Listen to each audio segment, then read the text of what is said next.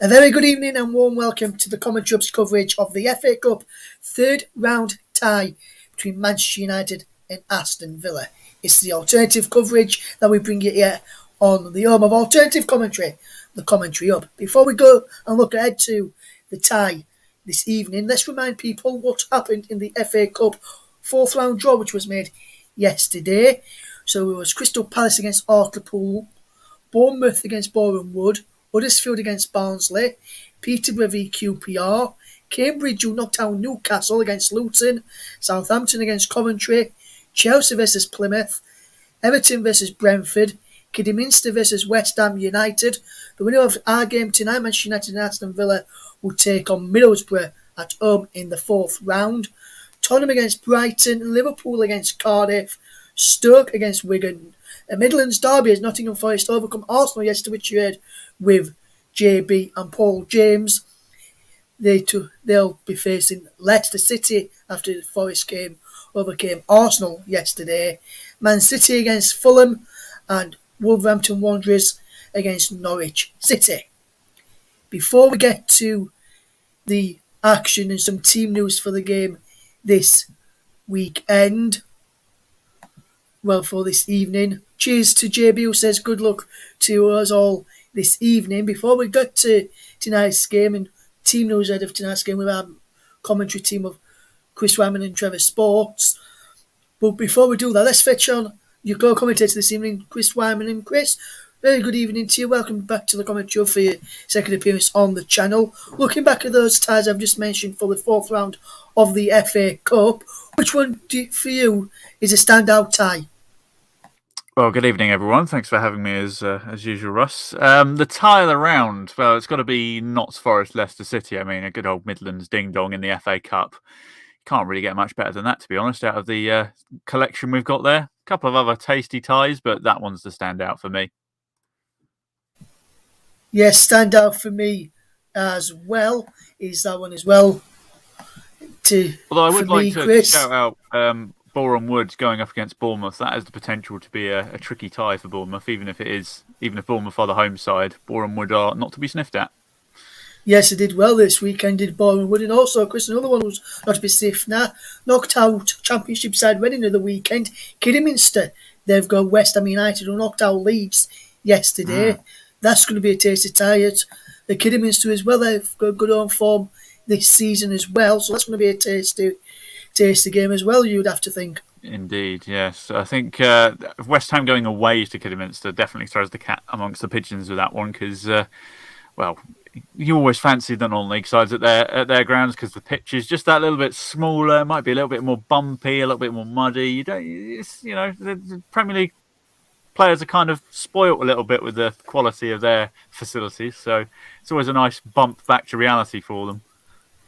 Yes, and just before we go across to Trevor to get the team news for this evening ahead of the match this evening, just more people who are tuned in. Paul James, who did excellent work yesterday alongside JB, is tuned in. He says good afternoon to everyone. He's all the way tuned in from Canada. And a fellow colleague of the commentary up, Nicholas Jones, who has been on a few times, does a few women's matches for us as well. He says good evening. He says the standout fourth round tie for him is Kidderminster against West Ham, which me and Chris have just briefly touched upon there. But ahead of kick-off then, you want to know the important team news. And first of all, very good evening to you, Trevor. But first of all, Trevor, big team news. What people might want to know is where Aston Villa signing Philippe Coutinho involved tonight, and also on the other side, for Manchester United, is Cristiano Ronaldo involved this evening?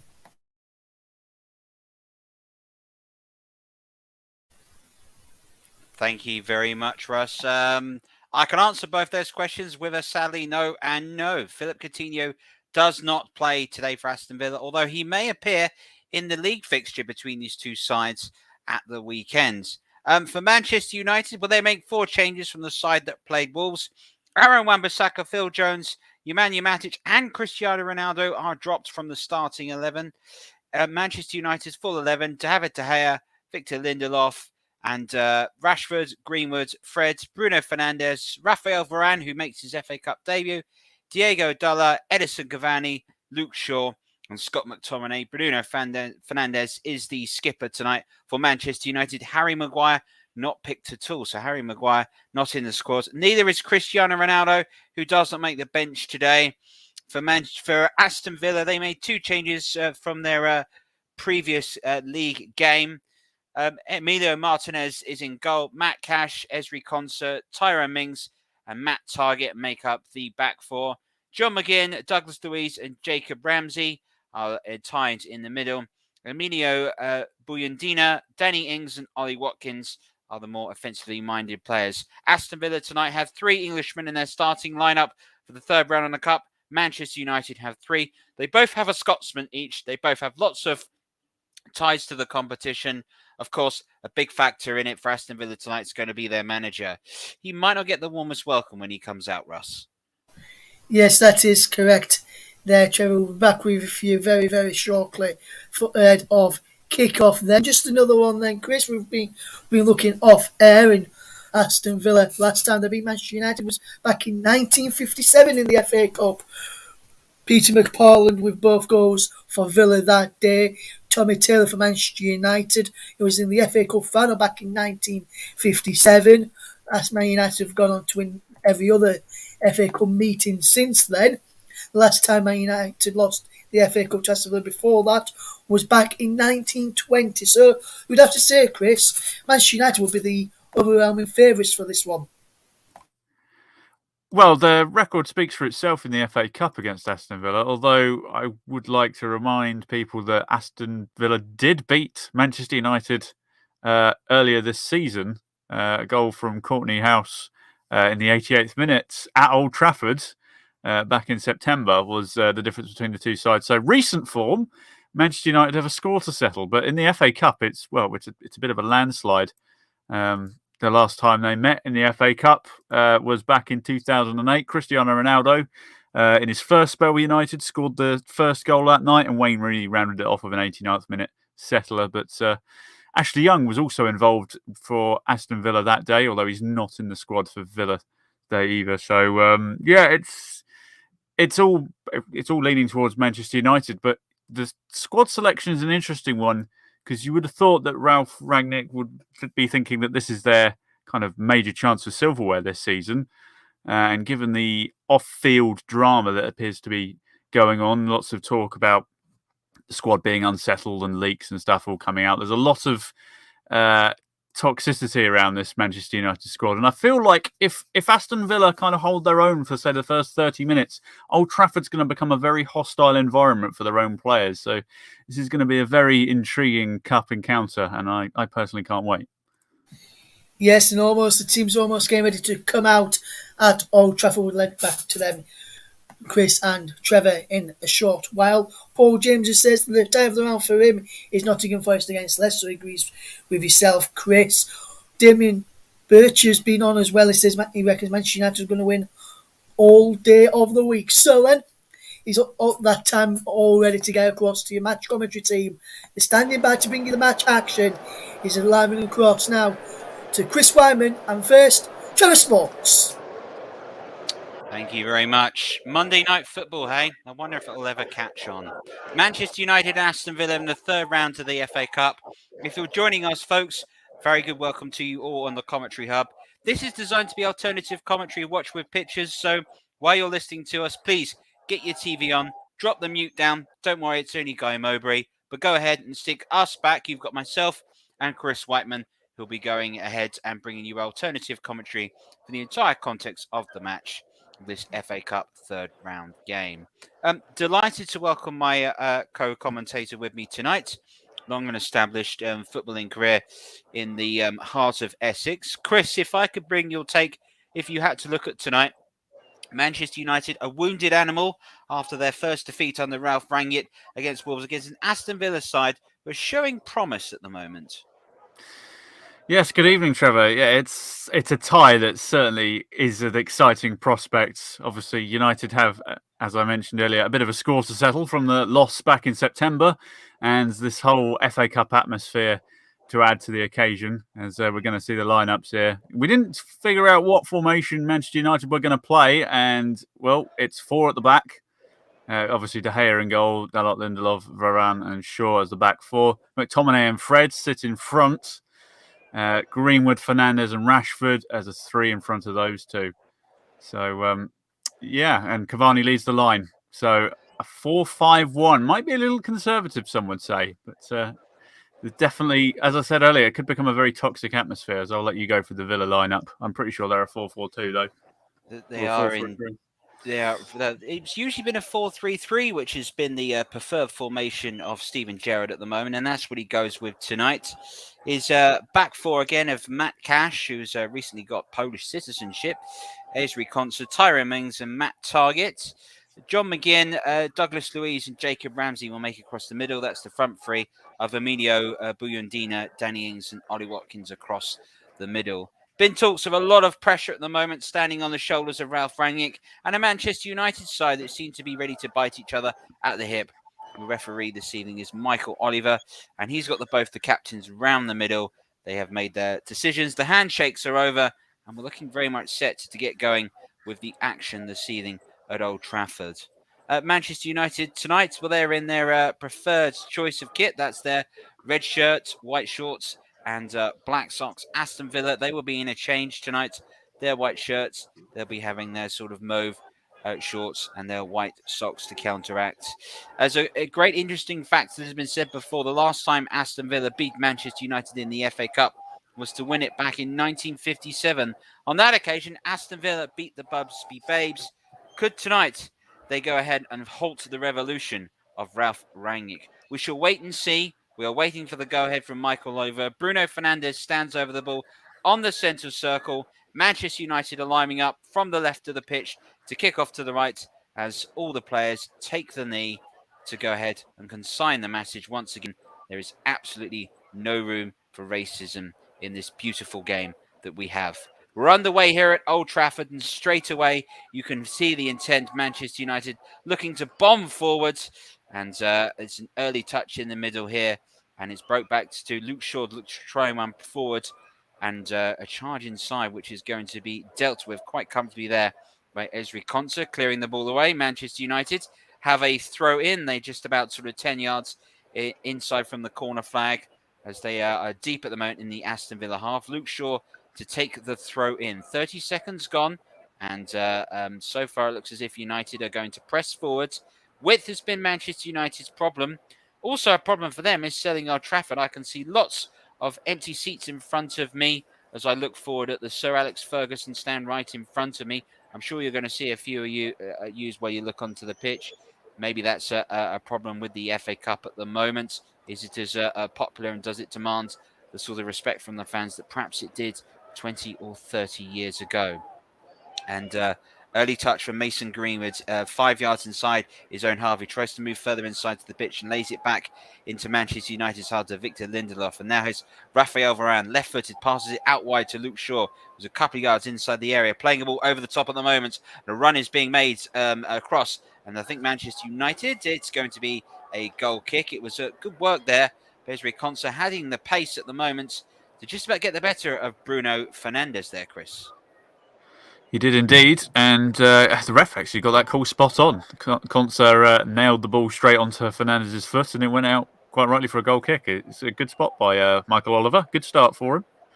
Well, if you tuned in to the TC Hub yesterday, you would have listened and hopefully also enjoyed a brilliant game between Nottingham Forest and Arsenal, in which we had a lovely, lovely giant-killing victory.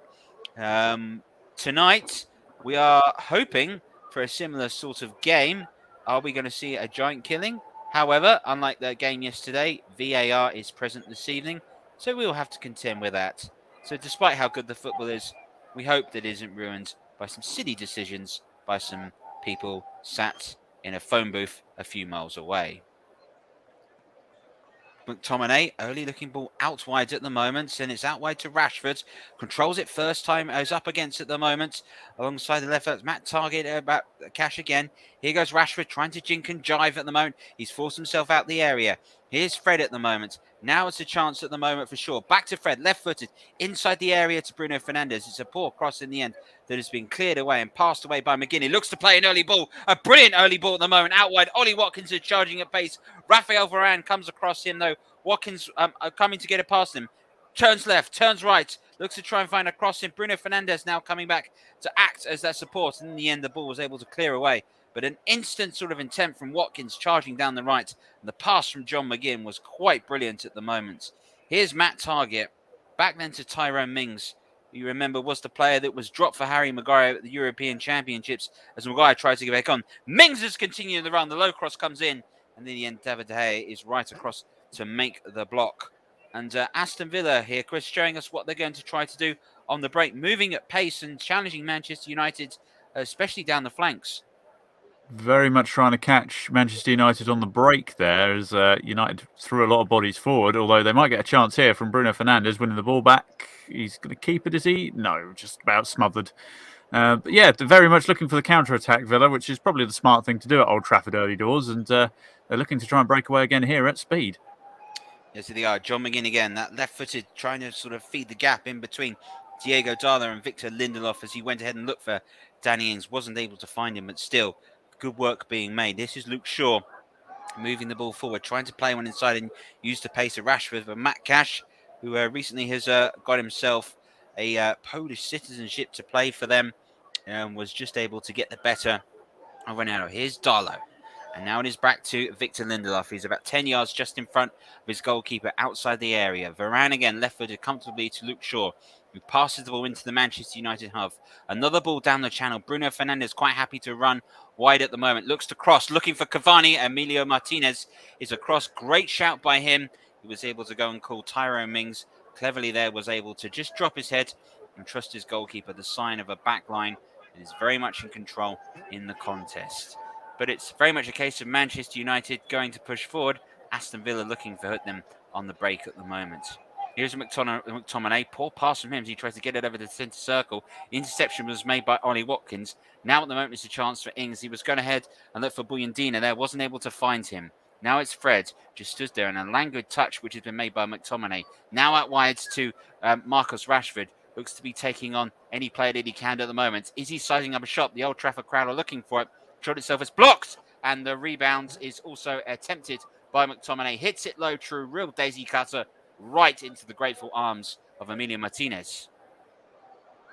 Yeah, bit of a half chance there for United. Aston Villa holding firm. McTominay, it was a well hit strike, but it was straight at the goalkeeper. But early doors, both sides showing their intents. It's we're only 5.5 minutes in. It's spicing up to be quite the encounter.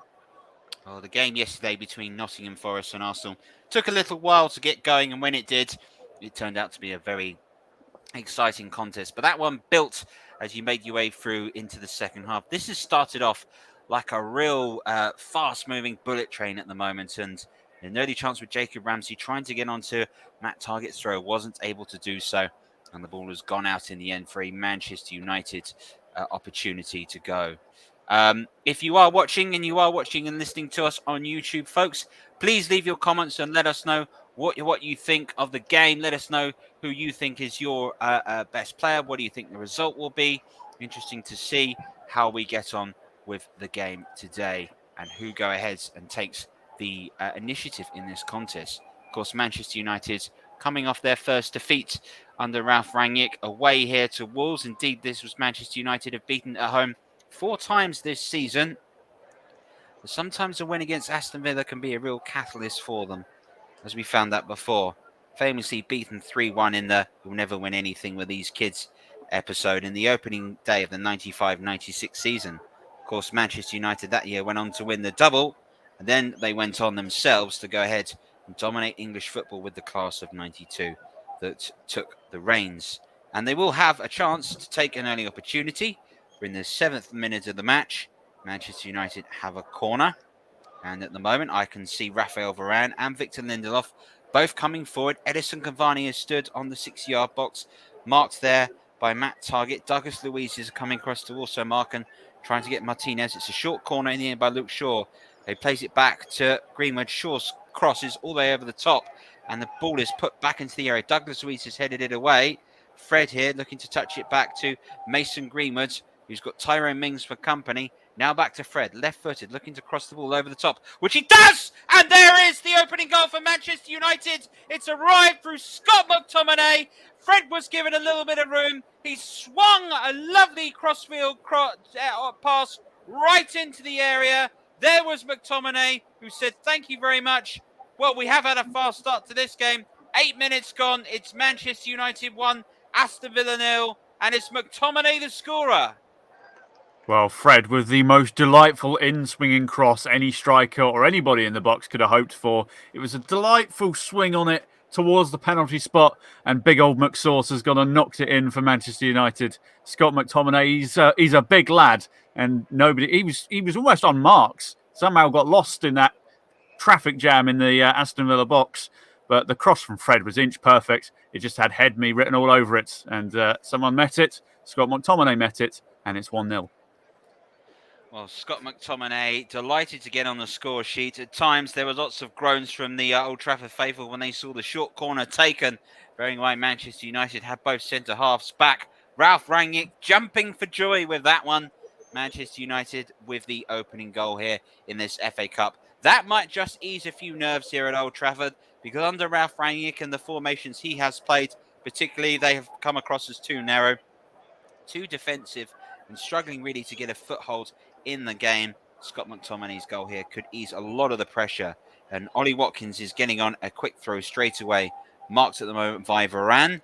And the ball has gone out, and Aston Villa have their first corner of the match and have an opportunity to test this Manchester United defence, who have looked suspect over the last sort of year or two from set pieces. John McGinn getting ready to take it left foot and swing it in. Tyrone Mings is coming in from the back for Aston Villa. McGinn has his right hand up. Is he signalling to stick it into the near post? That was usually the old call. It's a deep corner that's headed in, and the referee signals another opportunity. Aston Villa, Luke Shaw there with a really good bit of defending. Ezri Konsa was sitting right behind him, and Aston Villa have a second corner. And Aston Villa, we're hoping to continue to put the pressure in of this. Tyrone Mings has stayed forwards, and Douglas Luiz now, he looks to be putting the ball suspiciously just outside of the corner flag area, looking set to take the corner. It's Douglas Luiz's corner. It's flicked on! Oh! There was a big chance at the far post from the flick on that fell to Ollie Watkins. Just couldn't be able to throw his body and be able to direct this goalwards. But Aston Villa nearly responded straight away.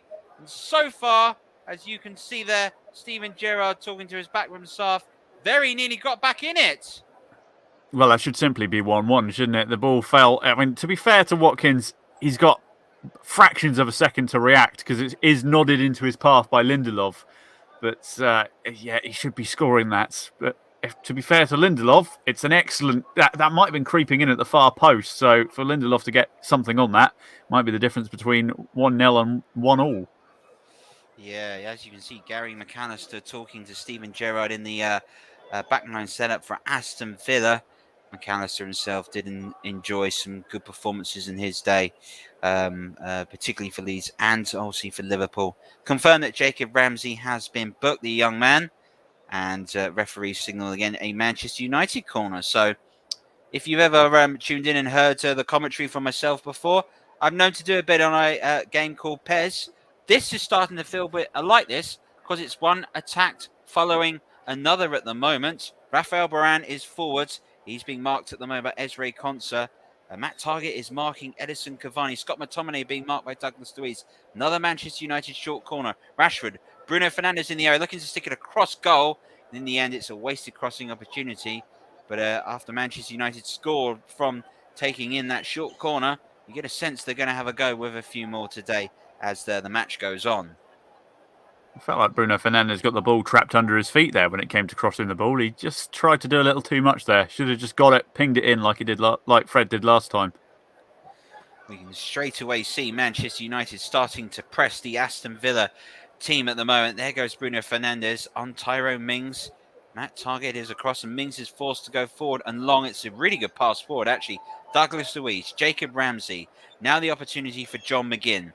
Slides a little pass inside at the moment. This is Buendía moving forward, marked at the moment by Fred. Argentinian against Brazilian emotes. And Buyandina's done brilliantly well. Oh, what a brilliant goal that would have been. Buyandina, that was brilliant work. Wonderful touch. He's been able to make his way through. The shot cross went across. Danny Ings was just an inch or two of getting away from that. Aston Villa counteracted Manchester United's press and nearly scored again. Well, it was like he had the ball attached to his shoes via a string that Manchester United just couldn't get it off him. And Danny Ings just couldn't quite read the cross. I mean, it was almost a cross come shot. Not really sure which it was. Was it a scuffed shot? Was it a cross? Couldn't really tell, but it was just out of the reach of Danny Ings, which again could have been another goal for Aston Villa there. But still, Manchester United have a 1-0 advantage. They do. Some might have said once upon a time that was liquid football. What we know at the moment is this game really has hot up at the moment in terms of the contest. And straight away a 1-2. And Diego Darlo looking to try and put a cross in after these exchange passes with Mason Greenwood. Manchester United now with a throw-in. There'll just be a year inside their half right by the corner flag.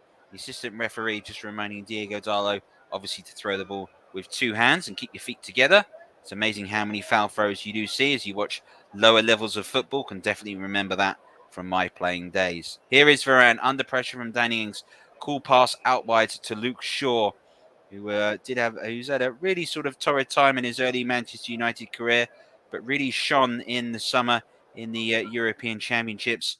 Joins an elite club of Martin Peters and Sir Geoff Hurst of players that have scored in a final of a major tournament. And just a shame it wasn't the winning goal. Here's Rashford, instant control. Opportunity to run again. And Rashford looking for that shot cross of his. It was dipping harshly into the area. It looked as if it caught Cavani, who was just looked a little bit caught out by it. But Rashford at the moment has looked very lively on this left-hand side for Manchester United.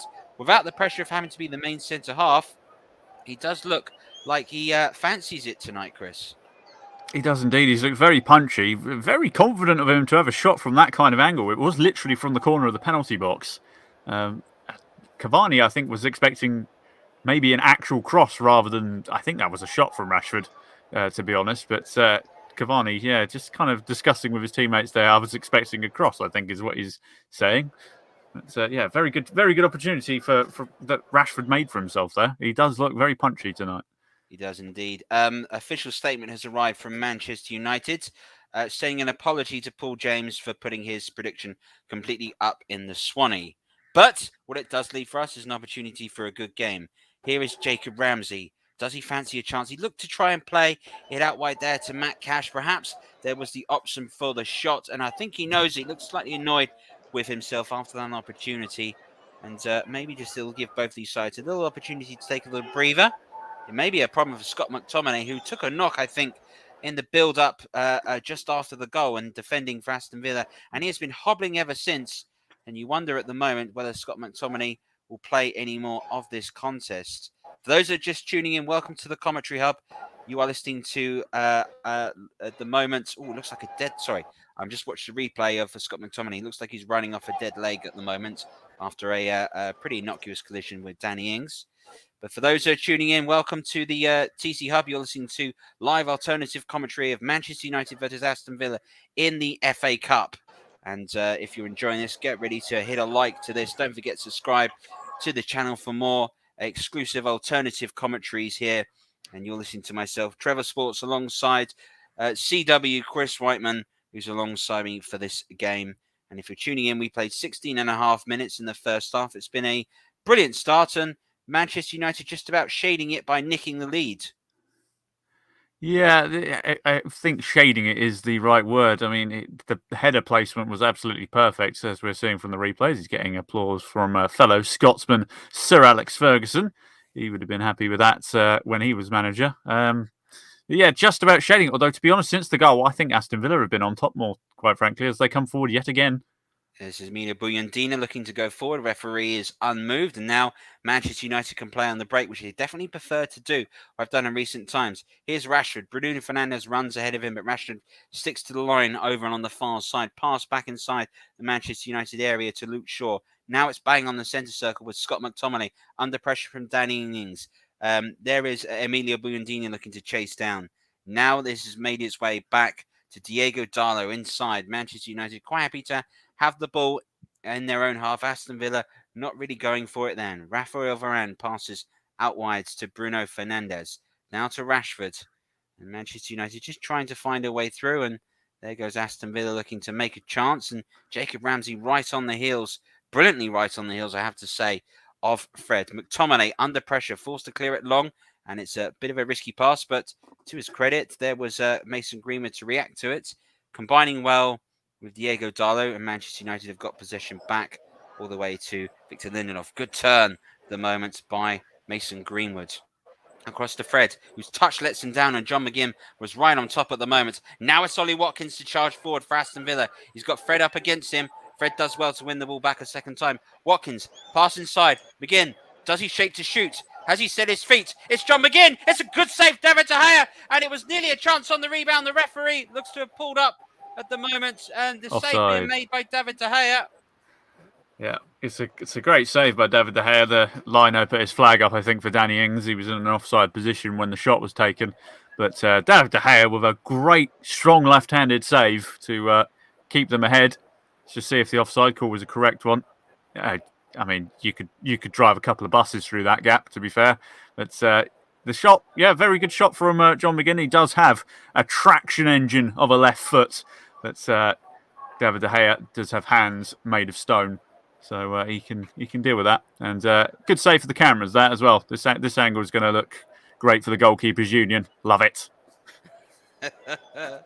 Good stop by David De Gea, and obviously a decision which normally if we're watching this in the Premier League, they have to refer that offside to VAR, but you can see here tonight, absolutely no doubt about it. Rashford taking on Cash. Now it's back inside the Varane. It's ventured forward. He's about 15 yards at the moment inside his own half. Now it's out wide at the moment to Bruno Fernandes. Fred, left-footed. Now it's back to Shaw, left-footed. Good balance from Manchester United on this left-hand side. Now Rashford, who needs to find a left foot to find a cross. Can't do it. There goes Douglas Luiz, who's put under pressure straight away and draws the foul. And a good foul that he has been drawn. So, coming up to nearly 20 minutes in the first half. Manchester United 1, Aston Villa 0. FA Cup third round. Tyra and standing ready here. Esri Konsa, who has the free kick, which he's going to take, which sits right on the far side corner of the Aston Villa area. Leaves it for Emilio Martinez, who will clear the ball away. And Shaw will just about keep it in. Watkins, great control by him. Now it's played all the way back to Jacob Ramsey, who's got target out wide to him. Plays it to them at the end. Emiliano Buendía looking to make a move into the middle, and now he's been muscled out by 3 Manchester United players, but he's able to intercept the header there by Edison Cavani. Here is Mings. There is Target. Back to Mings again, all the way back, and Aston Villa have possession now through Emilio Martinez, who looks to play a long ball over the top, looking for Cash, heads the ball, flicks it on, brilliantly what we've done. And now it's a chance for him again. That's a lovely little triangle play at the moment. Victor Lindelof has read it, and it was good intent there by Aston Villa. Manchester United able to stop and gets it. But as much as Manchester United looking to improve, Aston Villa aren't allowing Manchester United to play, particularly once they reach the halfway mark. And one thing that is fascinating with Aston Villa is they press Manchester United back. There is a long ball which is attempted forward to Rashford, which Emilio Martinez, as the goalkeepers union, makes sure his header looks true and goes out all the way through into Rosette. Good old-fashioned bit of defending there.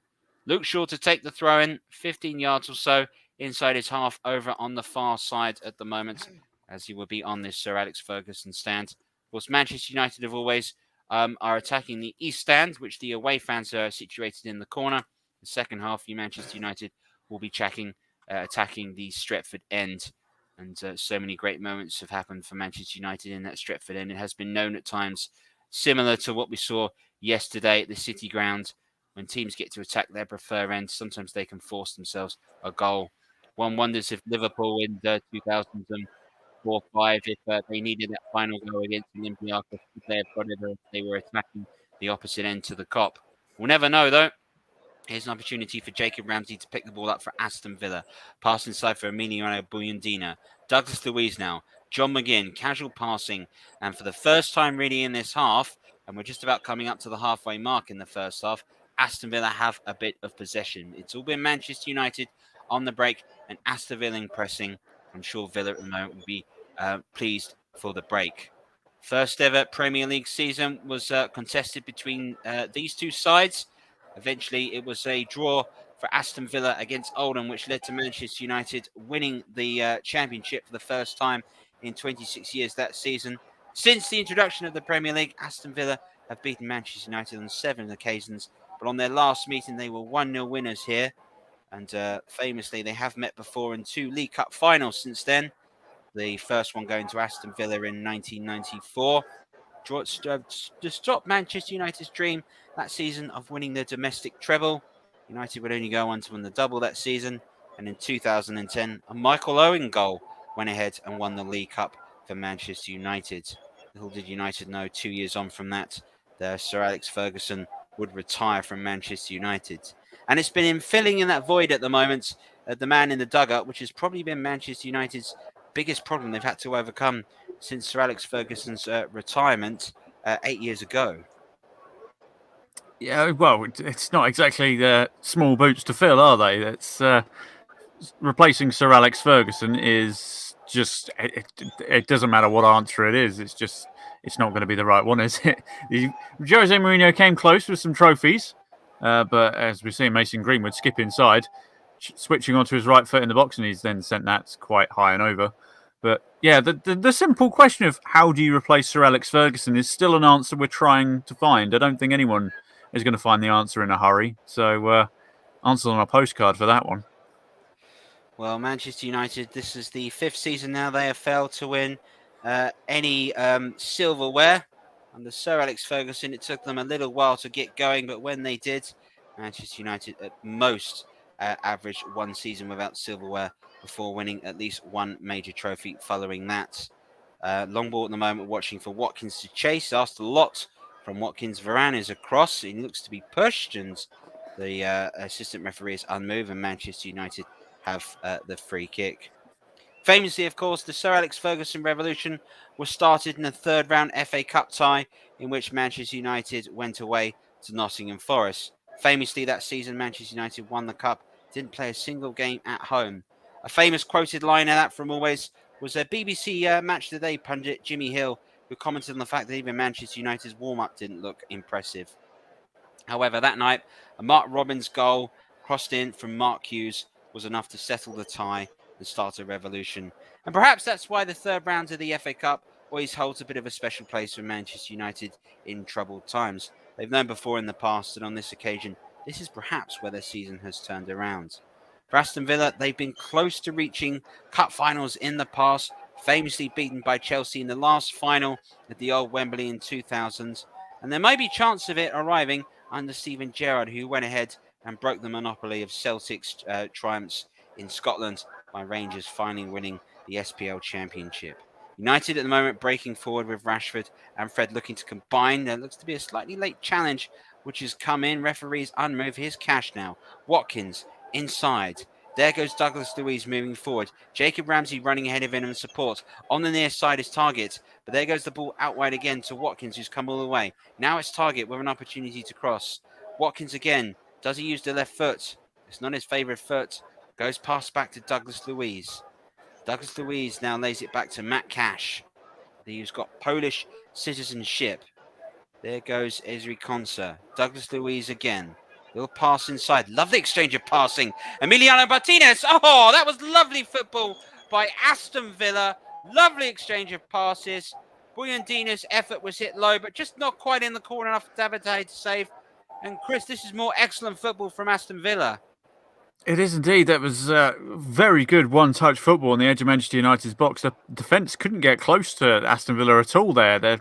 I think it took a slight deflection, which made it a little bit easier for David De Gea, but it was a low shot at a good speed that David De Gea probably had covered anyway.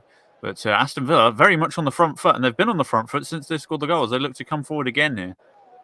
And with the nature of today's match, there is no replay. So all result tonight must be final, which means we could have extra time. We could have penalties. At the moment, it's Manchester United heading through to play Middlesbrough at home. Can Bruno Fernandes find a second to make that certain? He's got it wide to Edison Cavani. Great save by Martinez. First real shot of anger by Edison Cavani today. Martinez has made an excellent stop. Here's Diego Dallo for Manchester United. Bruno Fernandes and Fred's poor pass. Referee will pull up for the free kick. And United, they're working on the break. And that was a good shot by Cavani. And Martinez had to be alert for that.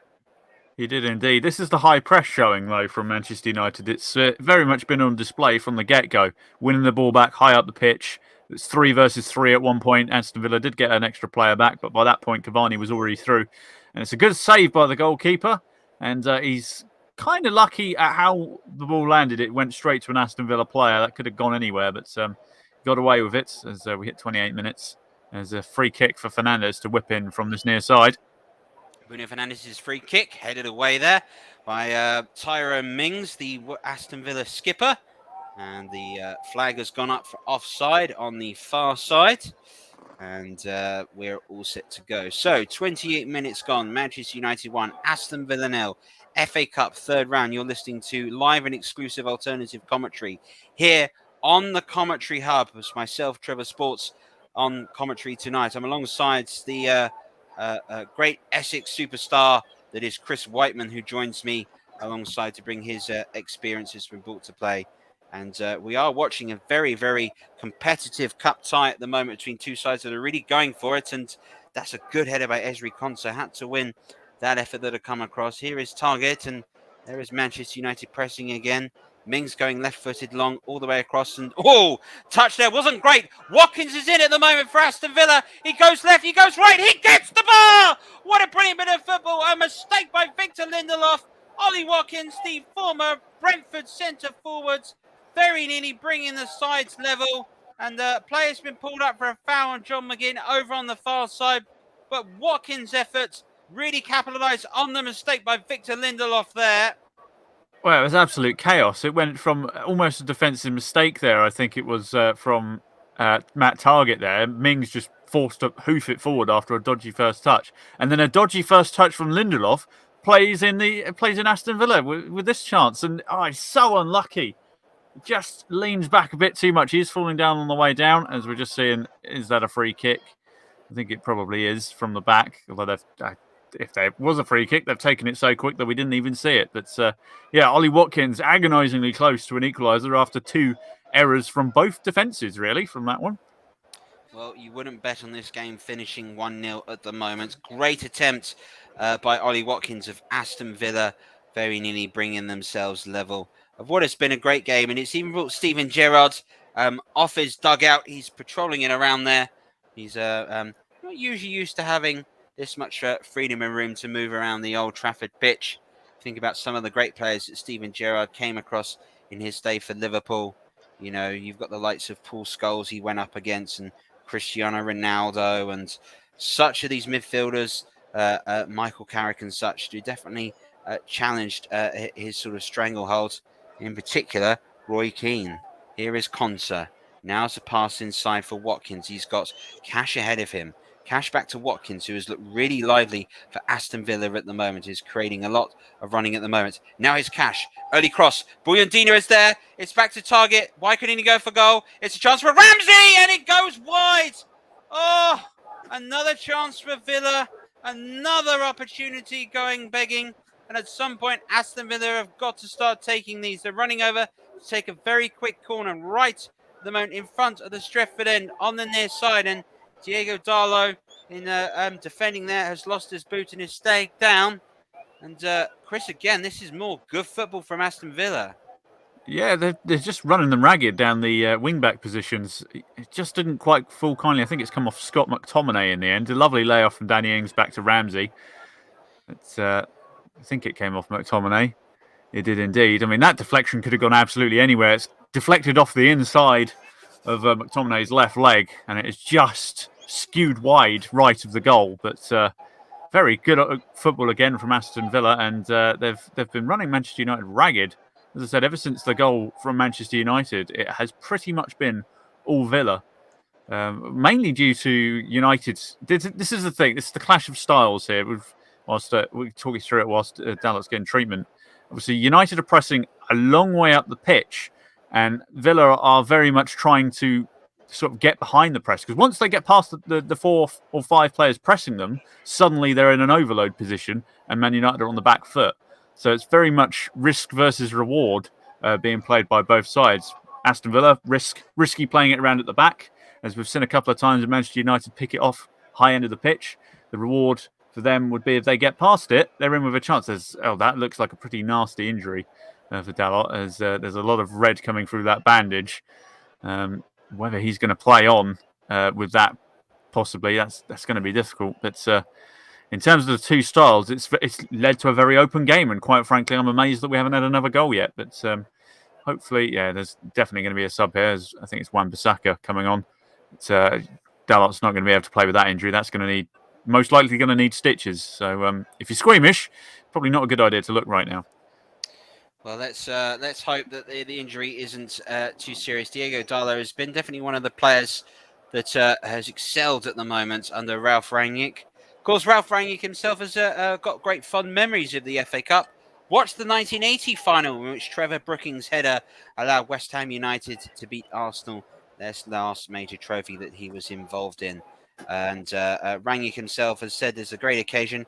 Great comment that's also been said by Steven Gerrard, as he says, in terms of fan support. Yes, you might finish fourth, but nobody remembers that. Of course, they always remember winning the FA Cup. You think about some of the great moments. Manchester United, of course, last won the Cup in 2016 when they went ahead and beat Aston Villa in extra time. Jesse Lingard getting the winning goal on that occasion that day. He's only on the bench today, and there's been a lot of speculation of where he'll move to. And Darlow is still down at the moment, and it looks as if, Chris, he is going to continue. Well, slap some of that magic sponge on there and get him back out. That's a very can-do attitude if he's going to play on with that.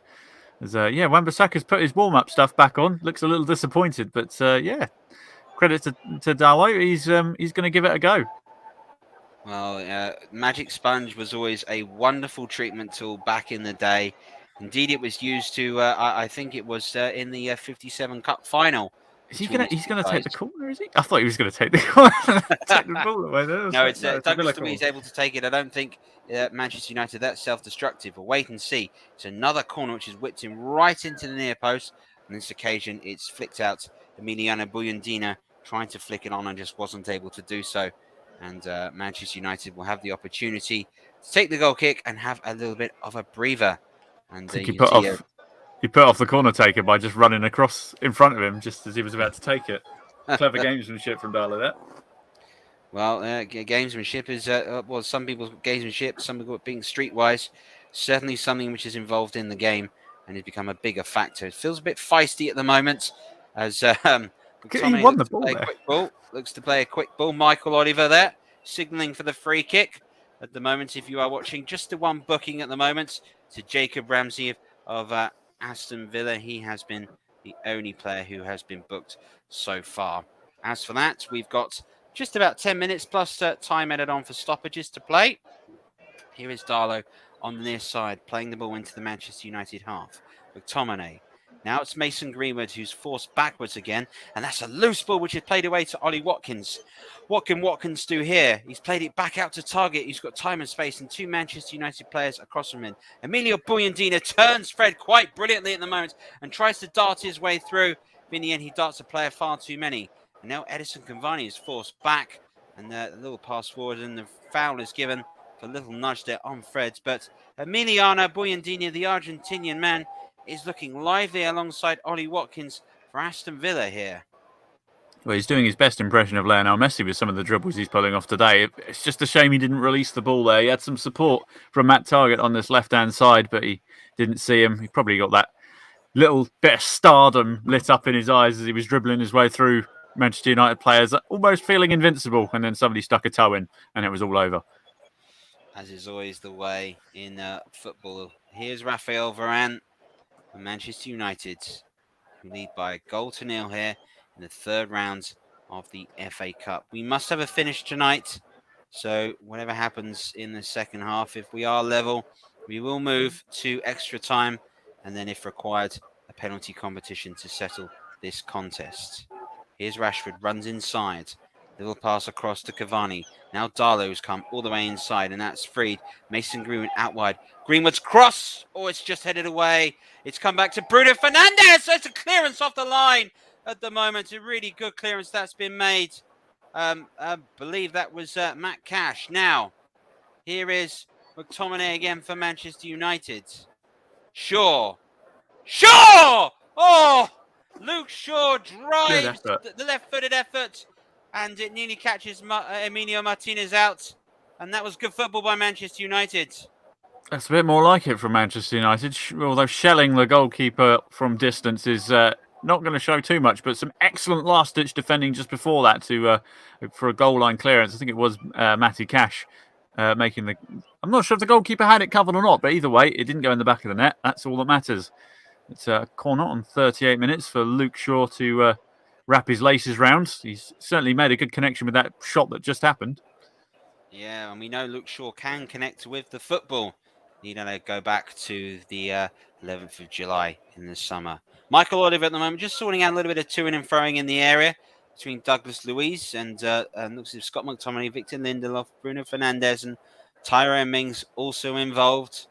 Matt Cash obviously taking his styling tips from departed Aston Villa teammate Jack Grealish there, also involved. Michael Oliver's quite happy and signals for the corner to take place. Luke Shaw stands over it, over on the near side. Manchester United getting set. Shaw's corner, and it's straight into Martinez, who was able to bund away Victor Lindelof, and is now looking to play it quickly, but there goes Bruno Fernandes standing across him. Once upon a time, would have been told to leave. That was ungentlemanly conduct befitting that of a footballer. Here's McTominay, and the flag has gone up. Thinks Bruno Fernandes has just caught target, and Bruno Fernandes looks thoroughly annoyed at the decision going against him. And Matt Target is back up to his feet. And starting to have a little bit more for Michael Oliver to do in this game, Chris. Yeah, well, you can't have too much complaints from that. That's a straight-up body check from Fernandes. It's a simple foul, nothing more, but Fernandes can't really complain about that. Well after the ball went. Well, here's Concert. Now it's back to Martinez. Right-footed passes across to the near side to Tyrone Mings, who's under pressure again. Now pressure being put in by Bruno Fernandes. Rashford comes into pressure on Concert. That does free Matt Cash out on this right side, and he will have the opportunity to run forwards into the Manchester United area. He will pass into McGinn. McGinn just looking to play it left-footed towards Ollie Watkins. Wasn't able to do so. Douglas Luiz makes the interception as Manchester United tried to break quickly. Out into the middle for Mings. Inside the centre circle. Watkins. Here's little ball. Now it's an exchange again with Bouyandina. Aston Villa quite comfortable on the ball. Left-footed ball over the top. And in the end, it's going to go out for a goal kick. And we're 4.5 minutes away from the end of the first half. A first half which admittedly has absolutely flown by just by some of the great attacking football that has been on offer for us today. And quite frankly, long may it continue on a game. One wonders if we'll see similar football to this in the second half. Here's Douglas Luiz. Jacob Ramsey at the moment for Aston Villa. Moving the ball forward. Just about gets it across the target, does he? No. Good defending from Diego Darlo, who we know he's got that injury on his foot, and we have seen the bandage turning red when it was on there. One wonders, would it be some stitches or something, or just some heavy taping? We shall wait and see, but well done on him. That's very difficult to play on an injury such as that. Here's Ramsey at the moment, marshalled by Scott McTominay. McTominay looks to have successfully won the ball, but at the cost of a throw-in, which I'm sure was Aston Villa's opportunity. And now will there be a chance for a long flow just before the end of the game? There's not. It goes short, and it comes out to Watkins, and Bouyandina is across, and there is no danger at the end. And there goes a long clearance by Victor Lindelof. He must be feeling a little bit shaky. It's his mistake that put in Watkins, who very nearly got Aston Villa level. Ralph Rangnick, his side are ahead. They are ahead at the moment by a goal in the 8th minute of the match from Scott McTominay. His header from a long in-swinging Fred cross was the decisive moment in the half at the moment.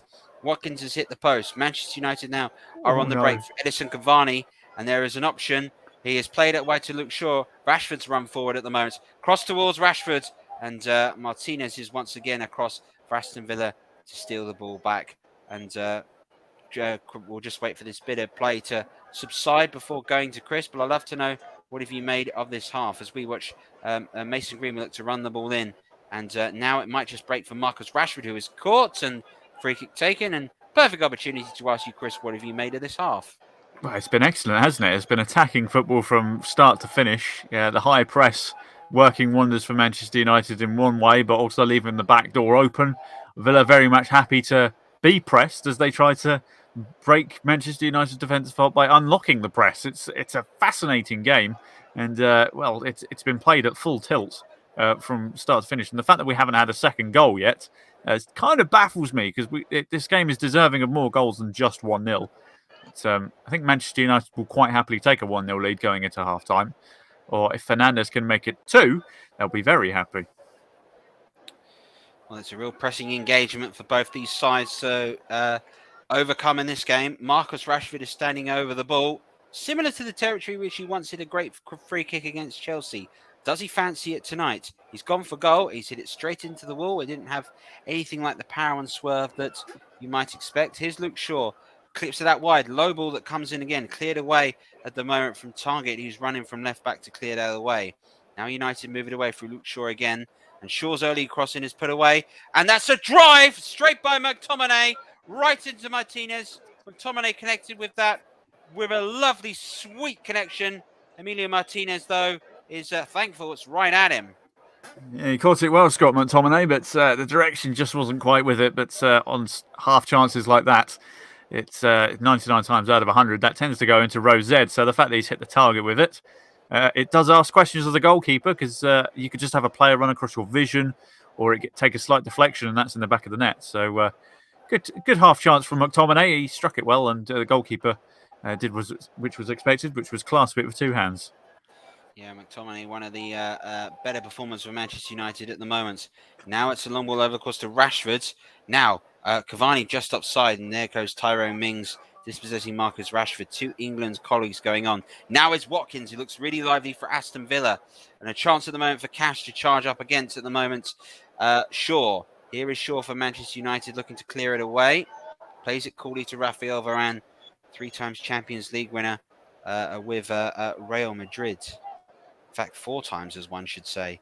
Long ball by McTominay. Now it's across to Rashford again, who's in space for the first real time on the near side for Manchester United. Up against Matt Target. I plays it across at the moment to Cavani. Just slipped on the ball 1 second. Back to Bruno Fernandes. Oh, that would have been a bit special had that gone in. But Manchester United are finding space in the last few minutes of this half. We've got 3 minutes of time added on. And Bruno Fernandes, Chris, nearly found that second goal that perhaps this game, not necessarily Manchester United, might feel they deserve. Well, indeed, it's the roles kind of reversed in that one. It's just one long ball completely cut out 9 Aston Villa players to Rashford there, catching them napping at the back. And, well, I mean, Cavani, if he doesn't step on the ball there, I think he shoots. And then Fernandes, just hit it with your left foot. Just, trying to curl it with the outside of your right is always going to be difficult. He might well be a world-class player, but it might have just been easier to hit it with your left. But either way, we've only got another 2 minutes of this half, but quite frankly, it could go on for another couple of hours. I'll take it.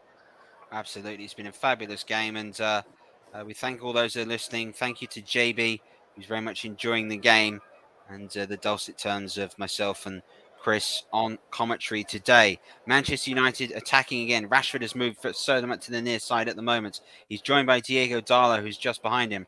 Rashford a pass inside. Bruno Fernandes in the middle. Looks to try and play across. Now it's Fred for Manchester United. There is Greenwood.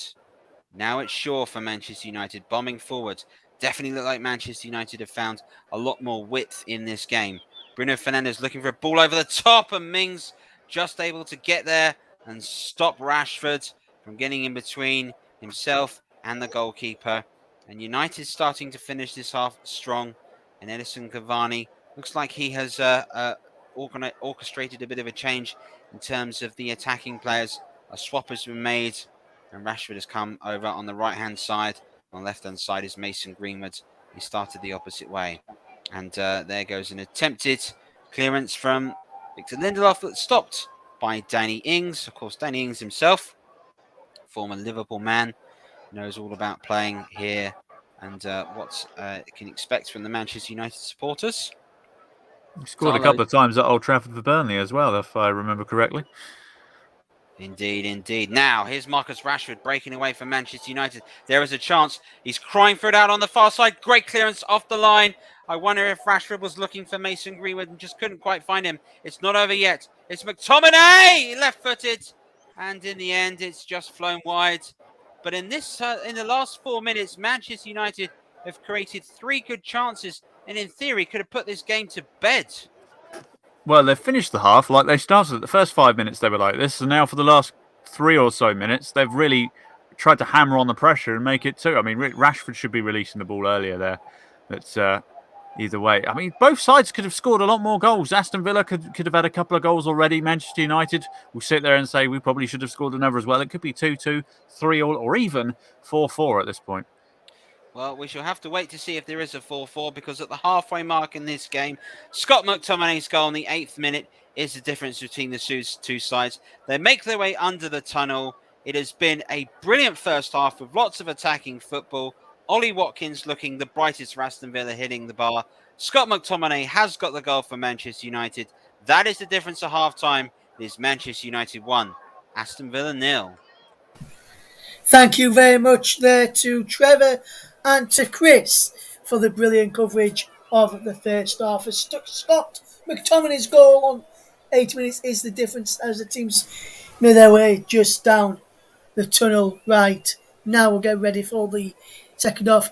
Very, very short. We'll get the thoughts of Chris Wyman on the first half as a whole very, very soon as well.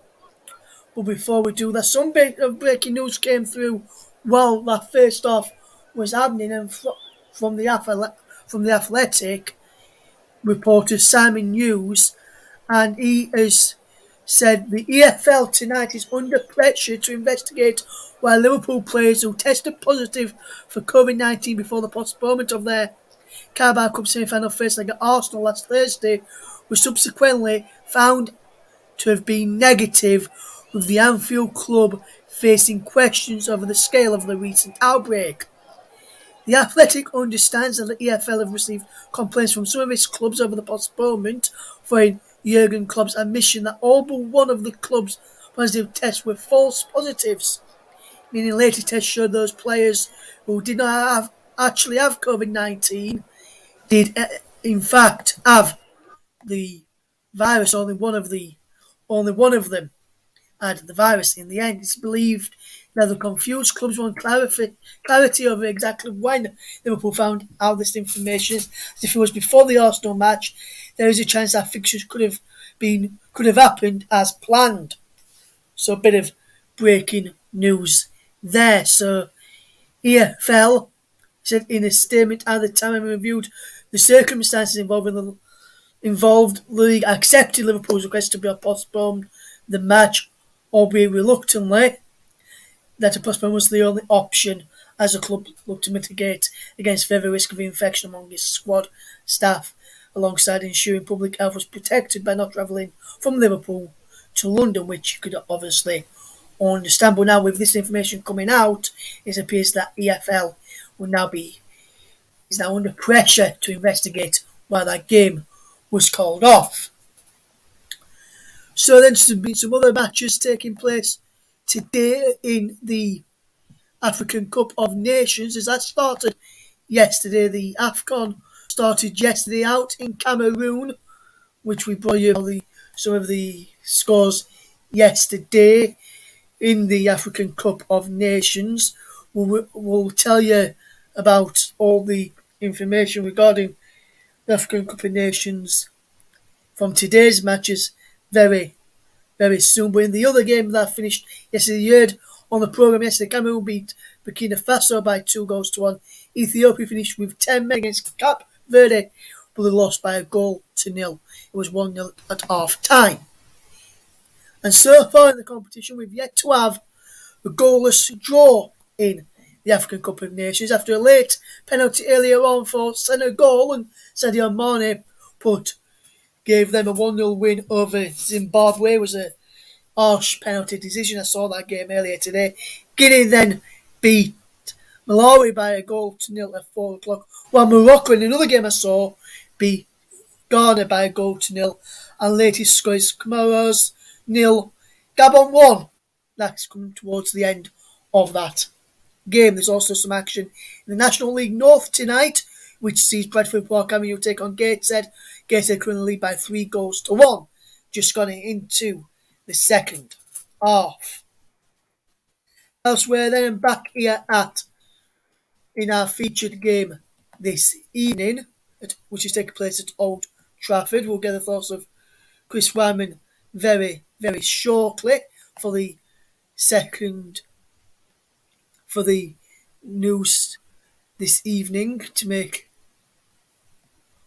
keep you up to date with what's happening here. We've seen Manchester United lead, but Villa have had the chances to overtake Manchester United's lead in the end, which we have seen today.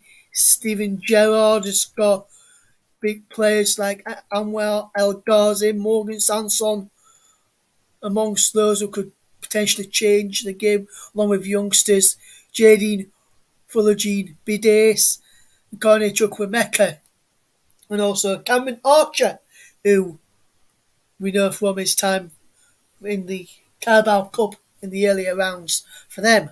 Man United on the bench, Amad Diallo, the player who has been linked with some championship clubs on a loan deal, he is amongst the subs, and so too is Jesse Lingard, who has been wanting away and to leave the club in the end.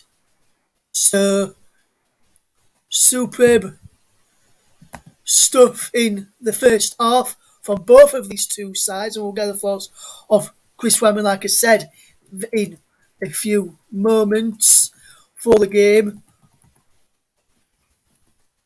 on that first half, as we see some of the chances from Manchester United, who had the lot of the possession and lot of the chances in that first half. And then a bit like what JB has said in the live comment section tonight, you can get in touch as well if you want to, just on Twitch or on Twitter or on our YouTube feeds as well. You can tweet us at Commentary Live 1 with your thoughts, and I'll read some of those out as well. But JB has been in touch in the live comment section this evening, and he says he's enjoying the commentary so far.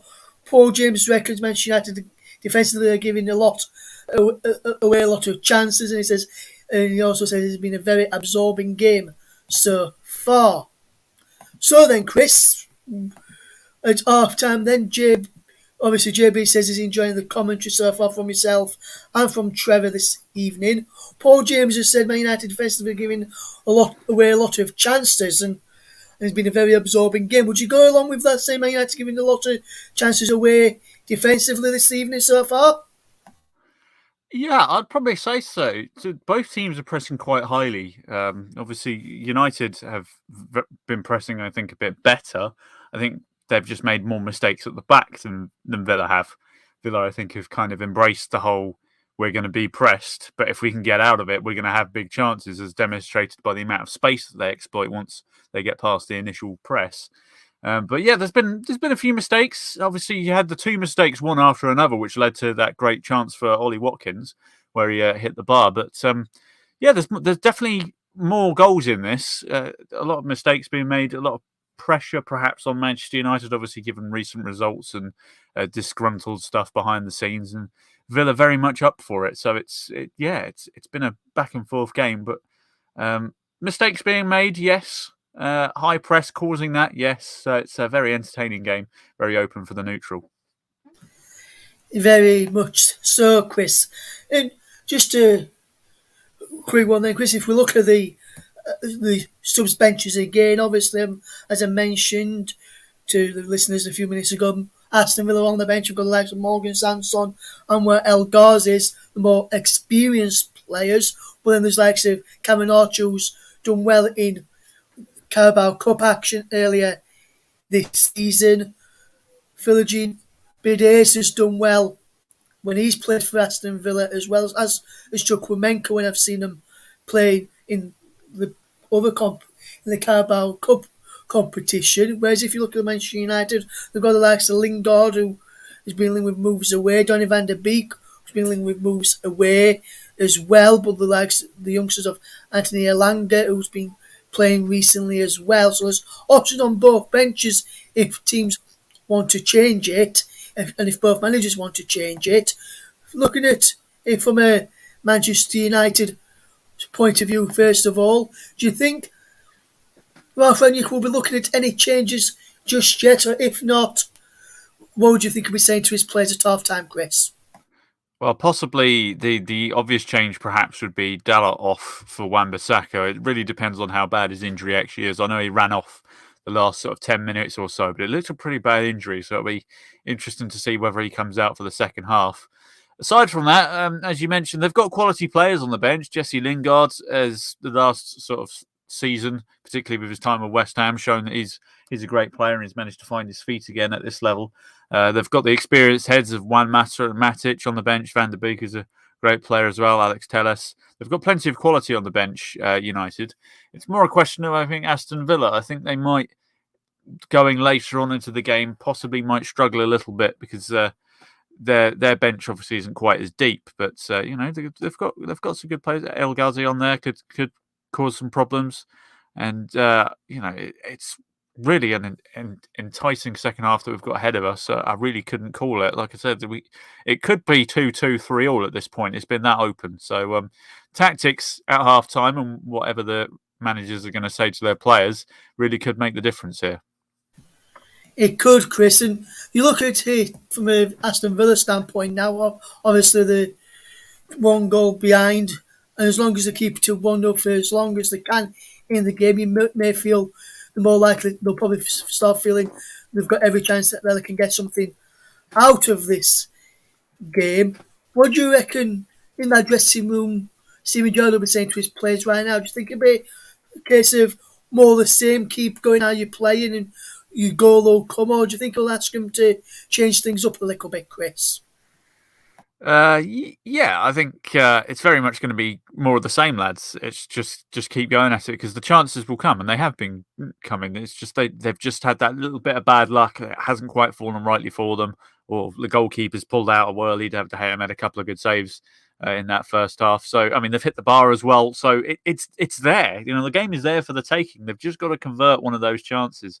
And anything could happen from that point. And this is the FA Cup. Anything can happen. One goal can change the entire ebb and flow of a match. So the next goal in this match is going to be massive. Yeah, either it puts Manchester United 2 up and they'll probably look to maybe close the door a bit, or if Villa get an equaliser, then all bets are off because we have to have a winner here tonight. So it really is. I think Gerrard will say, let's keep at it. Let's go for it. We've got nothing to lose at this point.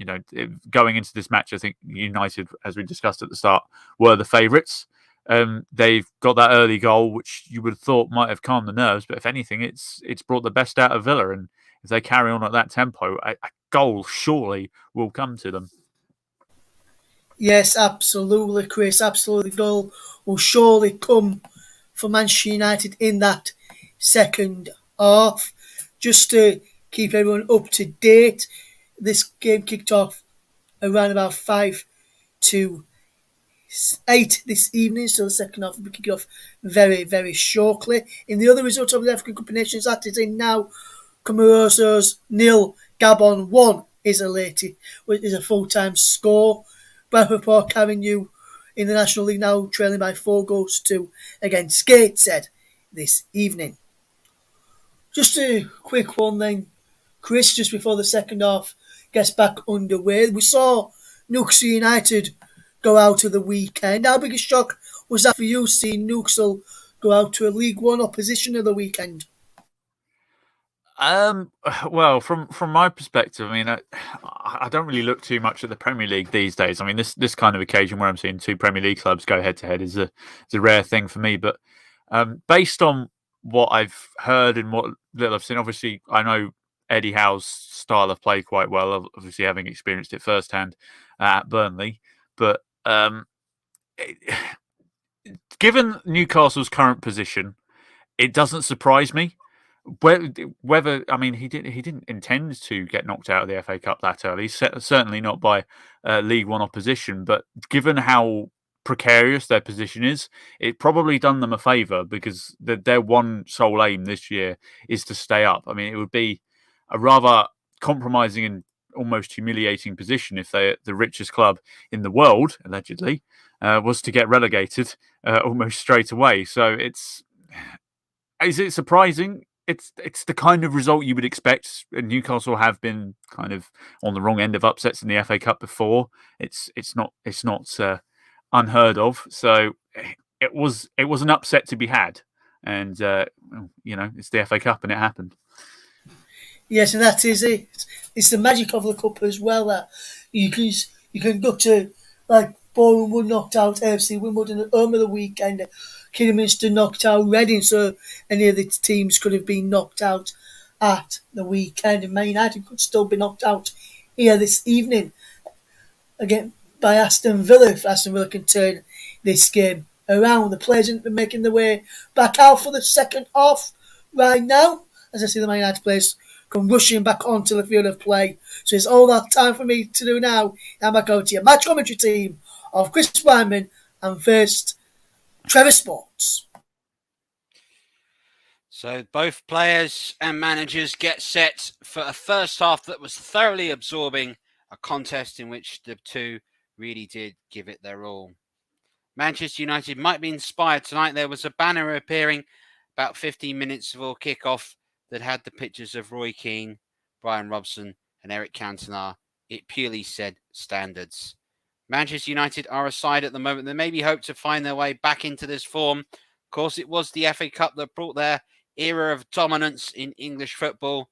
Despite a challenge by a great Arsene Wenger Arsenal side and a very good Jose Mourinho Chelsea side, Manchester United pretty much managed to stay within the realms of this. Aston Villa will be kicking off, going off from left to right, and Danny Ings is standing ready to get the go-ahead from Michael Oliver. He does now. Manchester United are now attacking the Stretford end. They lead by a goal to nil, third round of the FA Cup. And I hope you've had a little breather. We all have, because that first half was thoroughly pulsating. And somehow Manchester United are ahead. And as Chris, you said before, this game should be a little bit more than just the 1-0. The game itself doesn't deserve to only have the one goal go in. No, it's been both teams have deserved to score more goals. It just hasn't quite fallen right for either side. So if that early goal is the only one, it would be an unbelievable result because it's just end to end constantly. And if this second half is anything like the first, we're in for a real treat. I mean, I would quite happily take extra time at this point because if we get in another 30 minutes after this of pulsating football, it'd be quite the night of football to enjoy. Absolutely. I'm sure Aston Villa will be hoping for extra time. They are behind and they're pressing forward at the moment. Here's John McGinn for Aston Villa. Lovely little turn away from Marcus Rashford. The pass inside, out wide to Watkins. Villa moving the ball wonderfully quickly. Cash back to Watkins. Watkins' cross is cut out in the end by Varane, who does really well to stop the corner kick. Now it's Fred.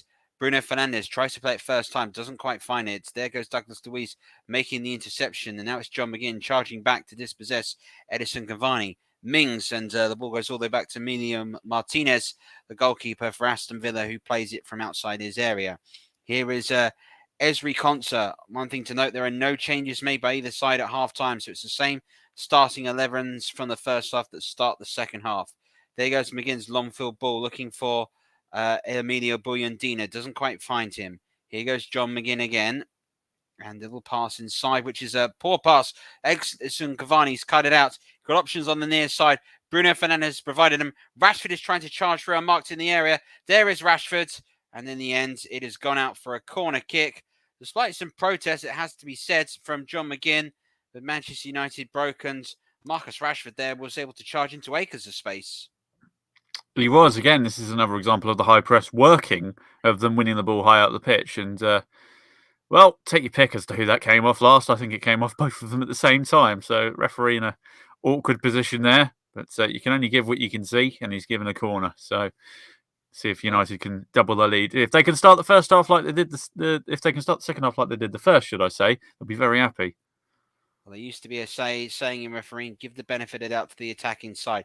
Bruno Fernandez's corner is flicked away. Wasn't a very good corner, in fact, failed to beat anybody at the near post. He's Diego Darlo, pass inside. Options for the shots, which comes in from Mason Greenwood and is easy for Emilio Martinez and Aston Villa's goal to deal with. Mason Greenwood here. It's been a real revelation. Those that have watched him play for Manchester United in their under 17s, under 19s, under 23s and reserves knew what a talent he was. And he's just slowly learning his art for Manchester United. Here is Cash. Pass inside, which is cut up by Varane, who has to work hard. Sure. Here is Varane again. Clever little pass. Now Marcus Rashford.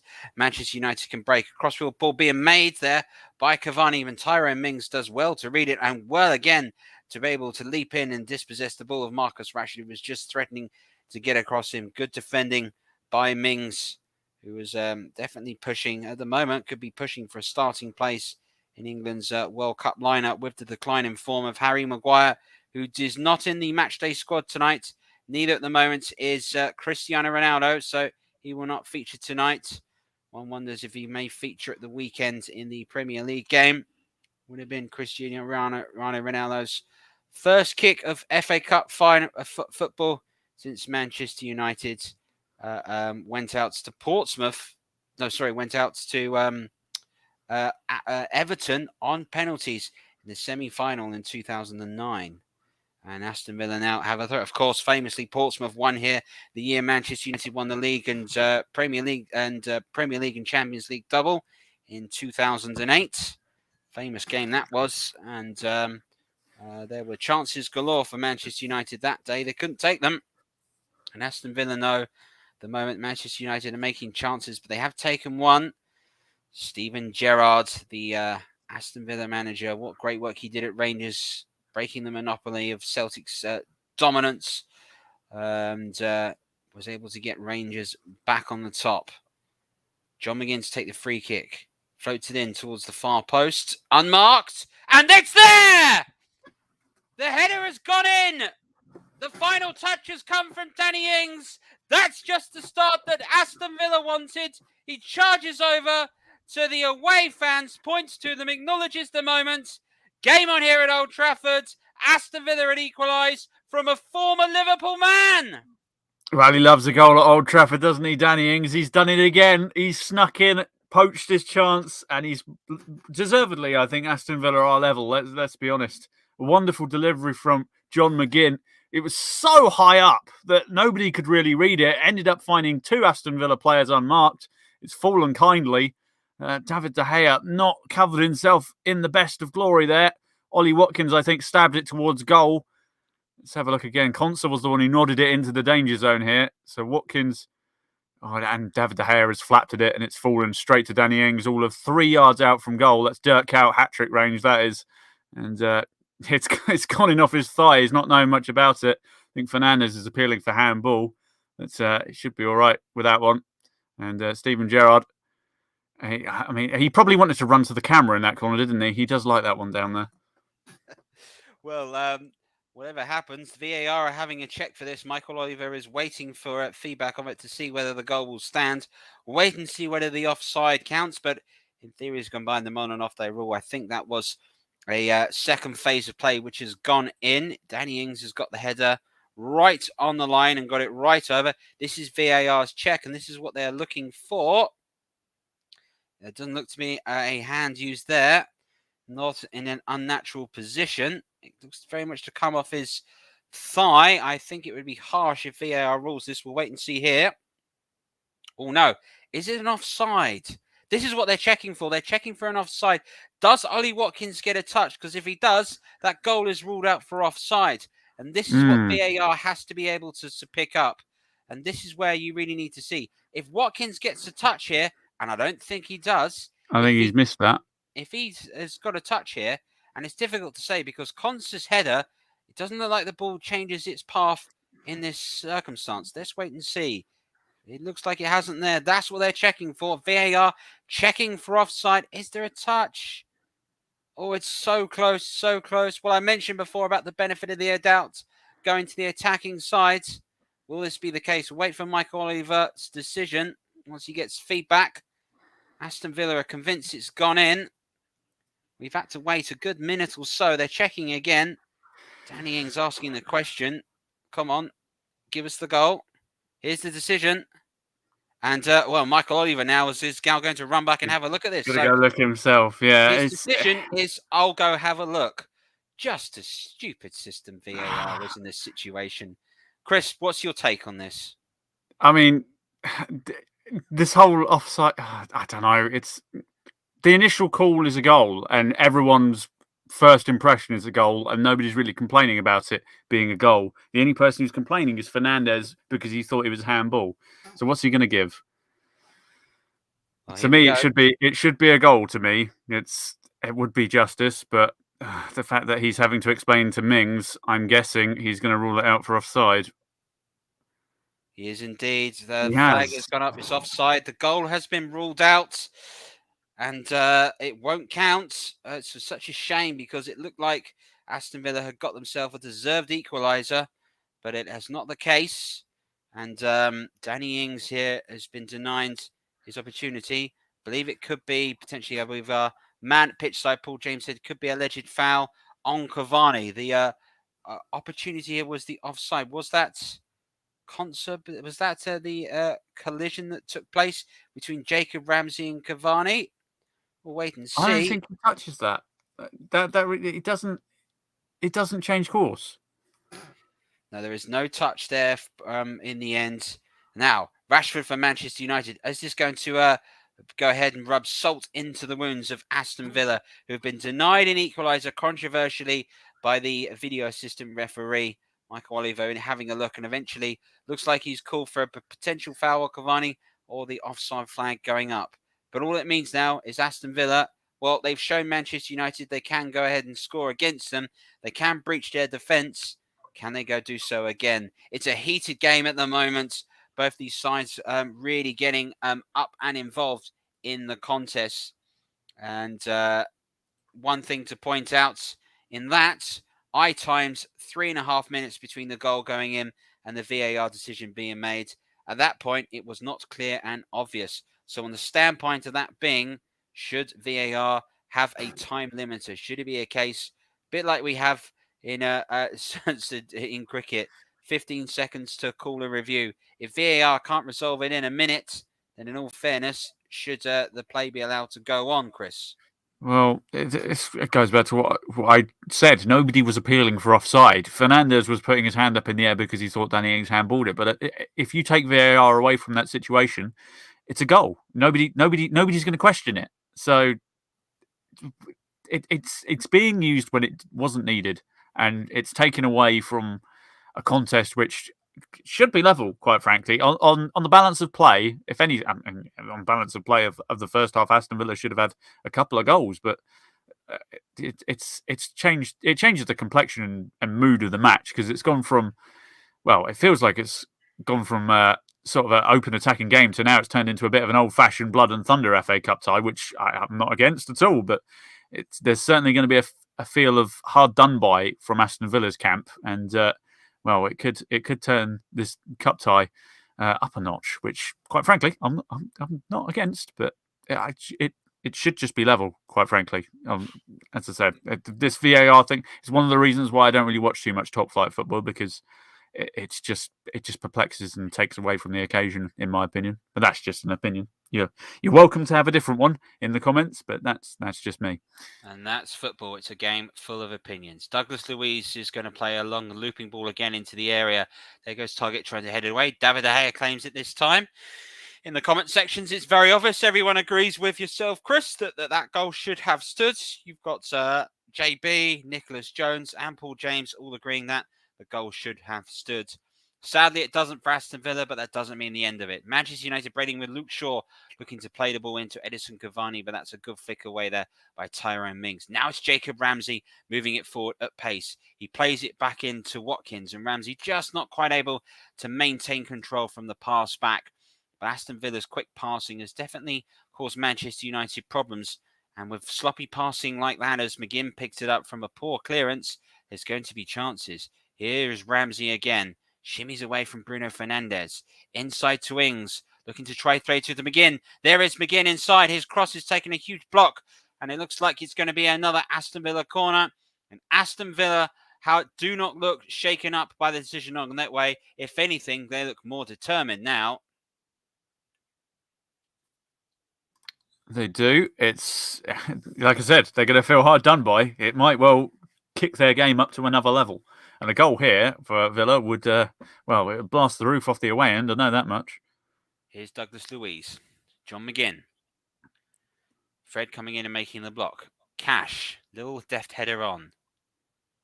Bouyandina's pass inside. It's going across goal, and there is David De Gea to dive across and smother the ball. Now to clear it away as Danny Ings looks to try play it forward, and there goes Martinez able to clear it away. Back to Douglas Luiz. He's got Bruno Fernandes right behind him. Here is John McGinn. Now it's a pass out wide. Cash. And right back moving forward for Aston Villa. And Aston Villa themselves know that time's just starting to run out for them.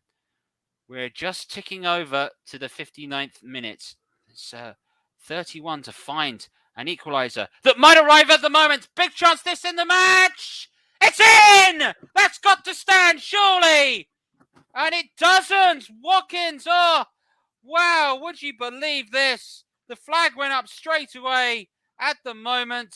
Watkins looks absolutely perplexed. Real frustration given by the former Brentford man. Let's have a look at this decision again. When it was played through, it's offside. And actually, that's a correct decision. They didn't need to refer that. Watkins annoyed, but Danny Ings was offside. He was, but the linesman waited a long, long time to flag for that. Quite frankly, that's if he's offside, flag straight away. Don't hang about.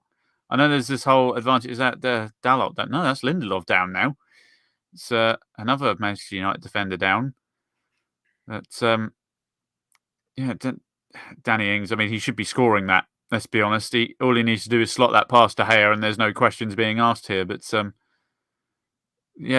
linesman should have put up his flag up straight away if Ings was offside. They shouldn't have let them get this far, because that just again leaves you feeling a bit sour afterwards. But also complaints you could make from Manchester United standpoint. The flag goes up quicker. Victor Lindelof doesn't have to dive in, have that horrible collision that he's had with the post. Alex Telles was got himself ready to go, and it looks like he's having to put his warm-up kit back on. Looks like he's not going to feature. And there looks like to be a little collision between Bruno Fernandes and the Aston Villa man. That was Ezri Concert.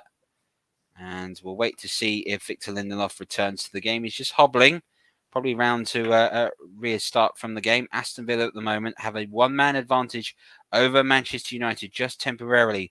Wait to see if Lindelof is brought back into the game.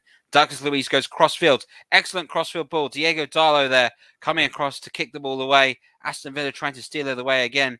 And it's Villa at the moment who is definitely showing more promise when they've got the ball. Lindelof waiting for the opportunity to come back on. He's at the moment staying on the far side. Here's Watkins. He needs support. Oh, they nearly arrived there from Bouyandina. Just wasn't able to reach the back heel of Watkins again. Aston Villa are coming forward. Manchester United look worried at the moment whenever Villa break. And that's the first sign of them panicking, because that's a clearance to absolutely nobody. We played 61 minutes at Old Trafford. Manchester United lead by 1-0. A goal ruled out for Aston Villa for VAR. Aston Villa themselves have hit the post. They've had a goal ruled out for offside. Is this Manchester United's day to hang on and get the results?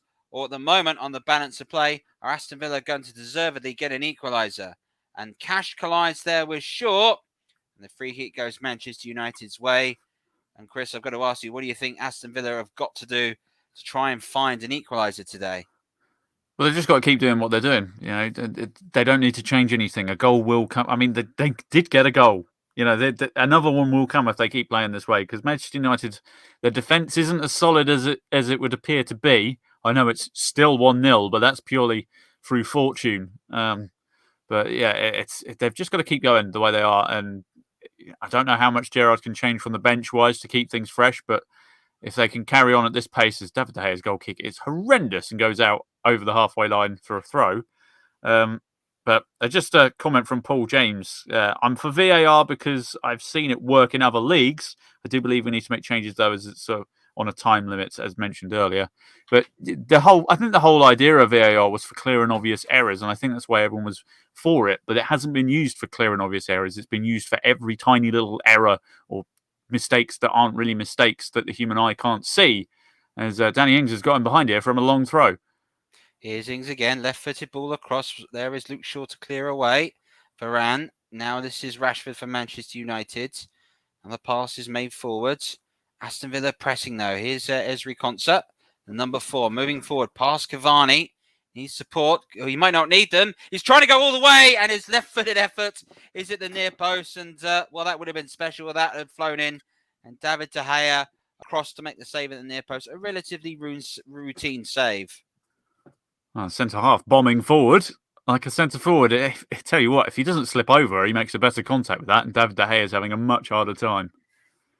Well, a lot has been said with VAR tonight, which is a shame because hopefully it's better not overshadow what has been a great FA Cup third round game that we have seen. One thing to point out, if you want to see VAR done correctly, the European Championships and the way UEFA ran it was quite brilliant. That's not a brilliant pass, though, because that's Aston Villa to push forward. Manchester United giving the ball away. Fred there catches Luiz right in front of Marley Oliver, and the first yellow card for Manchester United. Fred is booked. Well, quite rightly so. I mean, he got that challenge all wrong, quite frankly. But, I mean, he does show a lot of the ball to him, but, yeah, he does catch him. And he is off and away, Douglas Luiz, there, if he gets by that cleanly. Youngsters, if you're watching, that little cut, that little chop away just from the player is diving in is so important, whether it's in the highest level of the game that you can get to, or if it comes to yourself and you're playing the dog and duck on a Sunday morning. Promise you. So, free kick and an opportunity here for Aston Villa. Long-time commentator, first-time listener, JB, letting us know he's done with VAR. I'm sure most of North Birmingham is a similar situation. Begins ball in. It's put away. It's come back to Cavani for Manchester United to clear. And if you've got Edison Cavani having to defend on the edge of the area, there's something not quite working for you. Now it's Rashford, still inside the Manchester United half. Referee is non-moved on the foul. Boyandina's ball into Watkins. Now it's across to Jacob Ramsey in the middle, who's pressed. McGinn. Ezri Konsa. Oh, late challenge there from Marcus Rashford. And it doesn't look like Michael Oliver is going to do anything about that, but that looks a challenge brought out of frustration. This game is just starting to boil over slightly. Yeah, it's turning into an old-fashioned cup tie, which is a lot more physicality involved. And I think, obviously, Aston Villa feeling hard done by. Tempers are flaring a bit. Manchester United getting a bit fed up of the physical challenges. And it's just getting a little, getting on everyone's nerves. It's hopefully everything stays calm and we go back to the great football that we've had for the majority of this game. But it is getting very cagey out there. You can just feel the tension. And the good football that we do have is coming from the Aston Villa players. This is Target. This cross into the box. Varane just about gets it away. On to McGinn. Into Cash. Oh, Cash! What an effort that was. Right-footed strike. Blasting at David De Gea. The newly turned Polish international testing the Spanish goalkeeper with a thunderous hit. Well, that strike was very nearly cash money. It really was. It was David De Gea flying across his goal as quick as he possibly can to stop that one, because that was travelling. Yeah, Aston Villa very nearly cashed in. Corner to be taken, though. John McGinn standing ready. Aston Villa know they've really got to continue to press. 66 minutes gone. 24 minutes left plus time added on. McGinn's corner in towards the far post, and it's easy for David De Gea to pick that away. Got to make more. Now Manchester United can break at the moment. Pace being made, and it's come across to a ball over the top looking for Mason Greenwood. Fred was unable to find him. Now it's Target. Jacob Ramsey. Ramsey for Aston Villa. Looking to play the 1-2. Really good 1-2. Brilliant football this was. Oh, that was a late challenge there, I believe, by Luke Shaw. The yellow card has gone in for the Manchester United left back for that. But again, what wonderful football Aston Villa. When they move the forward, Aston Villa, They are playing some lovely football today. They are giving Manchester United a footballing lesson. United are literally having to foul to try and keep in touch with them. It's just it's just United can't live with them. This is the biggest 1-0 thrashing I've seen from a team where they have not had any of the ball. Well, Cash there collided with Luke Shaw, but any cries for a penalty came from the corner of the Aston Villa travelling fans tonight. Confirmation of Luke Shaw's booking. And at the moment, Manchester United holding on, but very much being outplayed by Aston Villa. And if I could put to any similarities on this game, final of the European Championships. The side scores early and then just comes under constant pressure from the side trying to equalise. Manchester United, though, know that they do have one outlet for them in Rashford. There goes Cavani, but Manchester United's attending attack is over. Now Aston Villa can move forward. John McGinn definitely wants to prefer it onto his left foot. Strong to area. There it goes. Left foot pass into Watkins. Just tried to slide it through to Danny Ings. Luke Shaw's casual pass. And Fred is under pressure from McGinn and loses it under pressure. Good work there by John McGinn. That's excellent work by McGinn. Buyandina plays the ball out wide. Now it's Jacob Ramsey. Now it's Target. It's a poor cross in the end. Cut out easily by Victor Lindelof. Tyrone Mings, the captain, will pick the ball back up for Aston Villa. Another challenge has gone in rather harshly. Diego Darlow claiming here that was not a foul on Target, which is holding the ankle. Yellow card has come out for the Manchester United right back. And Manchester United now have just picked up their third booking. They're losing their discipline, United. They're just going in with these rash challenges. Let's see if he's got any case. I mean, he does get there first. It's just unfortunate that his studs are lodged in the Aston Villa player's boot at the time. But they just need to keep their discipline because if they keep going like this, they're going to be down to 10 men if they're not careful. Well, if they are down to 10 men under the pressure that Aston Villa are in, you wonder just what changes to be made. We're still waiting for a change to be made from either manager as we approach the final 20 minutes of this FA Cup third round tie. Manchester United lead by 1-0. Aston Villa pressing forward with a long ball, looking at Desiree Konsa. The header down is here by Cash. Ramsey was unable to get it. Now it's Rashford. He looked really lively in the opening few moments of this contest, but has petered out since then. Here goes Aston Villa at the moment. Watkins. Now it's Cash on the edge of the area, looking for the cross. Finds it. It's cleared away. Only as far as Watkins, who tries to curl and left-footed. Oh, Ollie Watkins. What a brilliant attempt that was. And he very nearly found the equaliser again. And Manchester United at the moment cannot live with Ollie Watkins. This Englishman is running the show at the moment. I mean, it's just what have they got to do to score? They've had the ball in the back of the net. They've had great opportunities. It's just we're getting to the grounds where you're going to start thinking, is this Manchester United's day? Because they are not in this game at all. They are all over the place, and the atmosphere certainly feels that way. You can feel the tension from the United fans. They're not particularly happy. The only thing they're happy with is the fact that they're leading by 1-0. But you could just, if Aston Villa get an equaliser here, the tide is going to turn, and it's not going to be in United's favour at all. Well, it's confirmed today at the moment that it's not a completely full crowd at Old Trafford, but at the moment we are waiting to see if we can see. Reminder that the winner of this game will play Middlesbrough. So the winner of this game will play Middlesbrough at home in the fourth round. An opportunity to head to the northeast, and Aston Villa will probably be having to sort of cope. There is a change being made by Manchester United. The change is such that Edison Cavani is coming off, and Donny van der Beek is looking ready to go on. And it looks like Manchester United trying to throw more people in the middle of the pitch in an effort to try and control the game, Chris. Well, this looks like a shut-up shop move here, because why would you take... Edison Cavani has been one of their better players up front today. He's been pressing absolutely everything and has crafted chance after chance purely by winning the ball back up the pitch. So, bit of a strange change. I don't know how you're going to get a second goal by taking him off the pitch.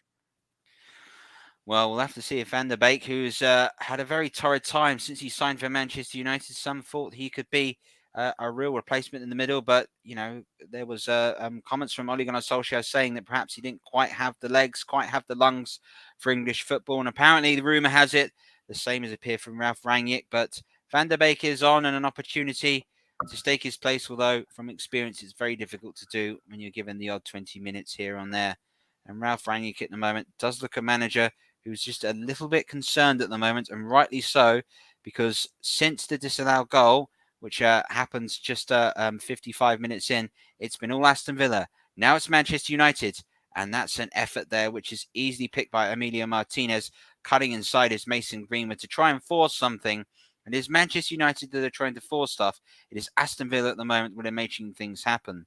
But Rangnick responding with a change. Cavani off. Donny van der Beek on.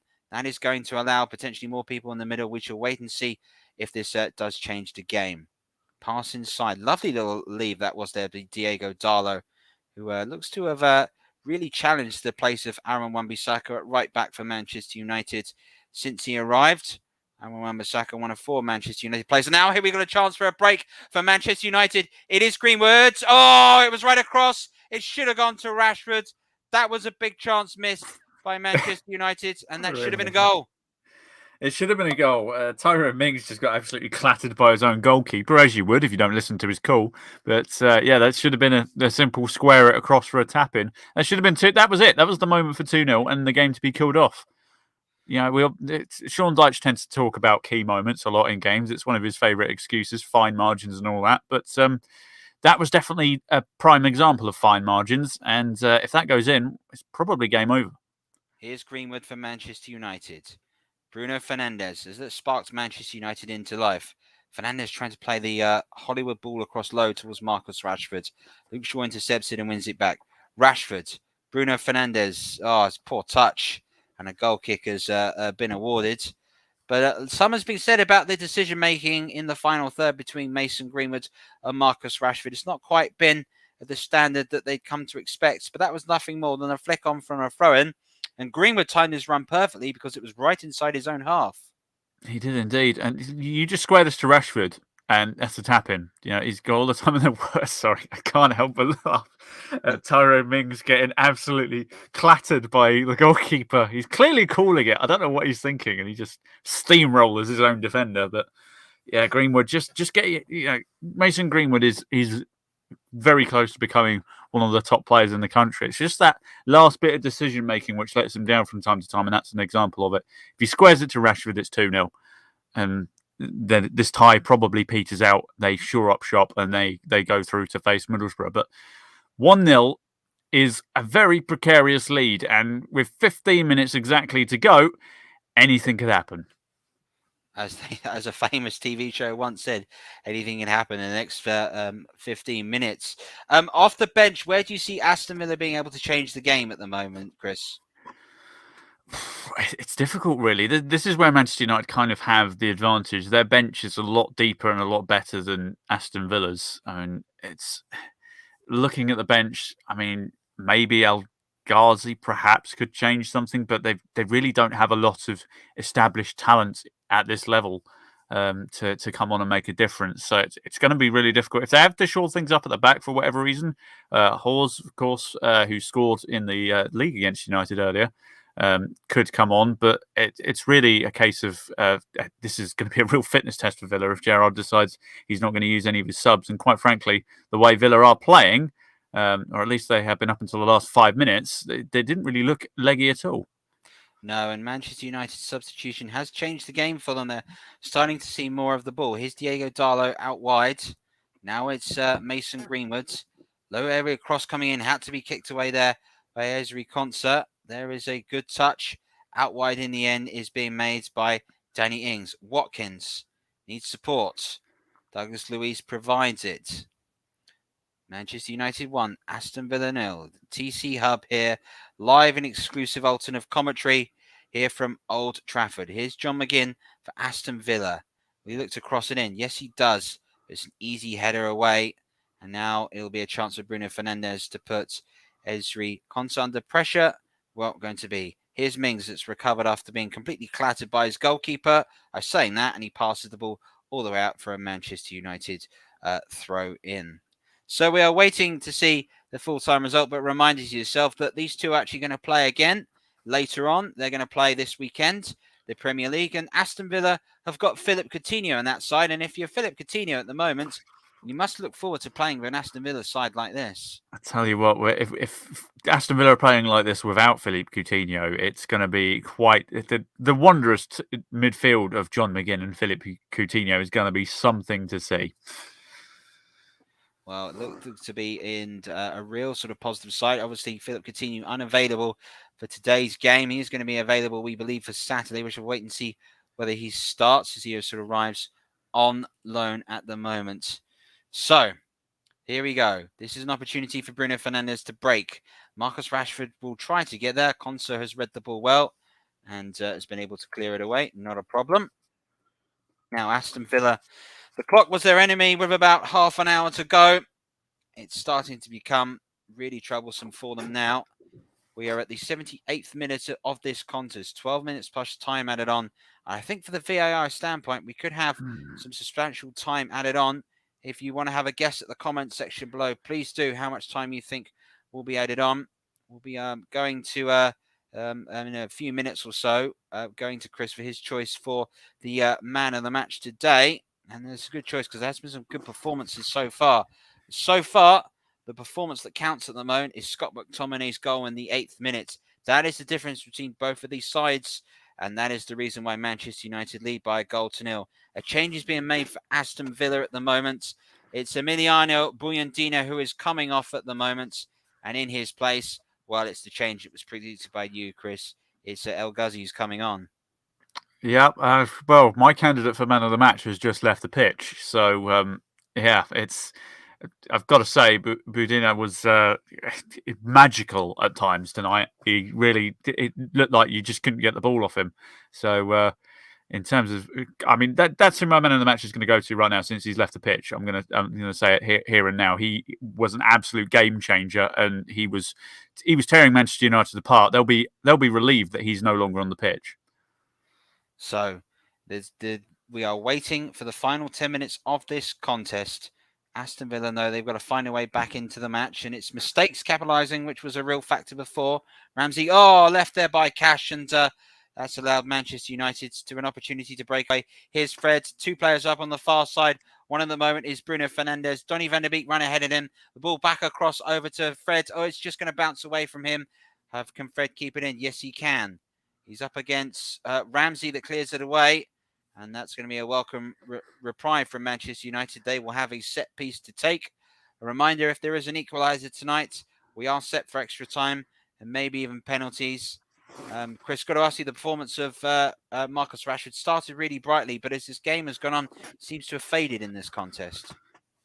Well, he hasn't really been given a kick of the ball, quite frankly, by Aston Villa. They knew how Manchester United were going to play, and that was to try and abuse the pace of Marcus Rashford and so on and so forth. But they've very much kept him out of it in the first half. He was electric, but the second half, Villa have clearly Gerrard must have changed something at half time, and they've adapted really well to it.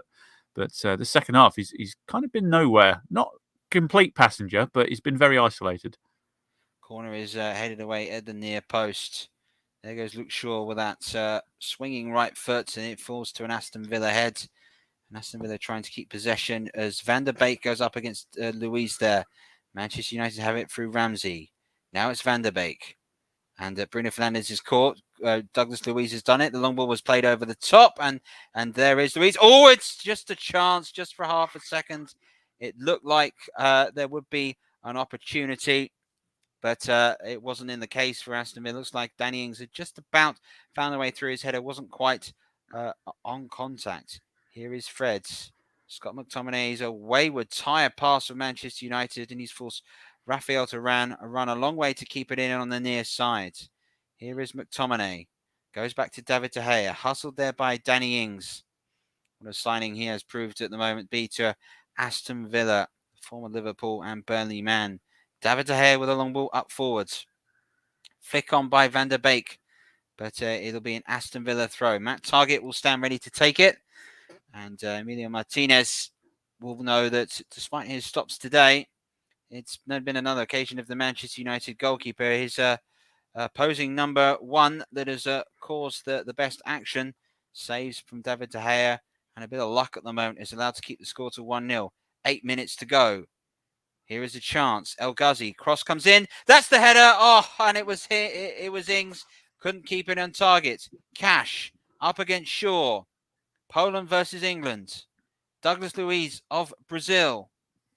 Left-footed ball into the middle. Jacob Ramsey looks to slide it all the way across to target. Touch inside to Watkins.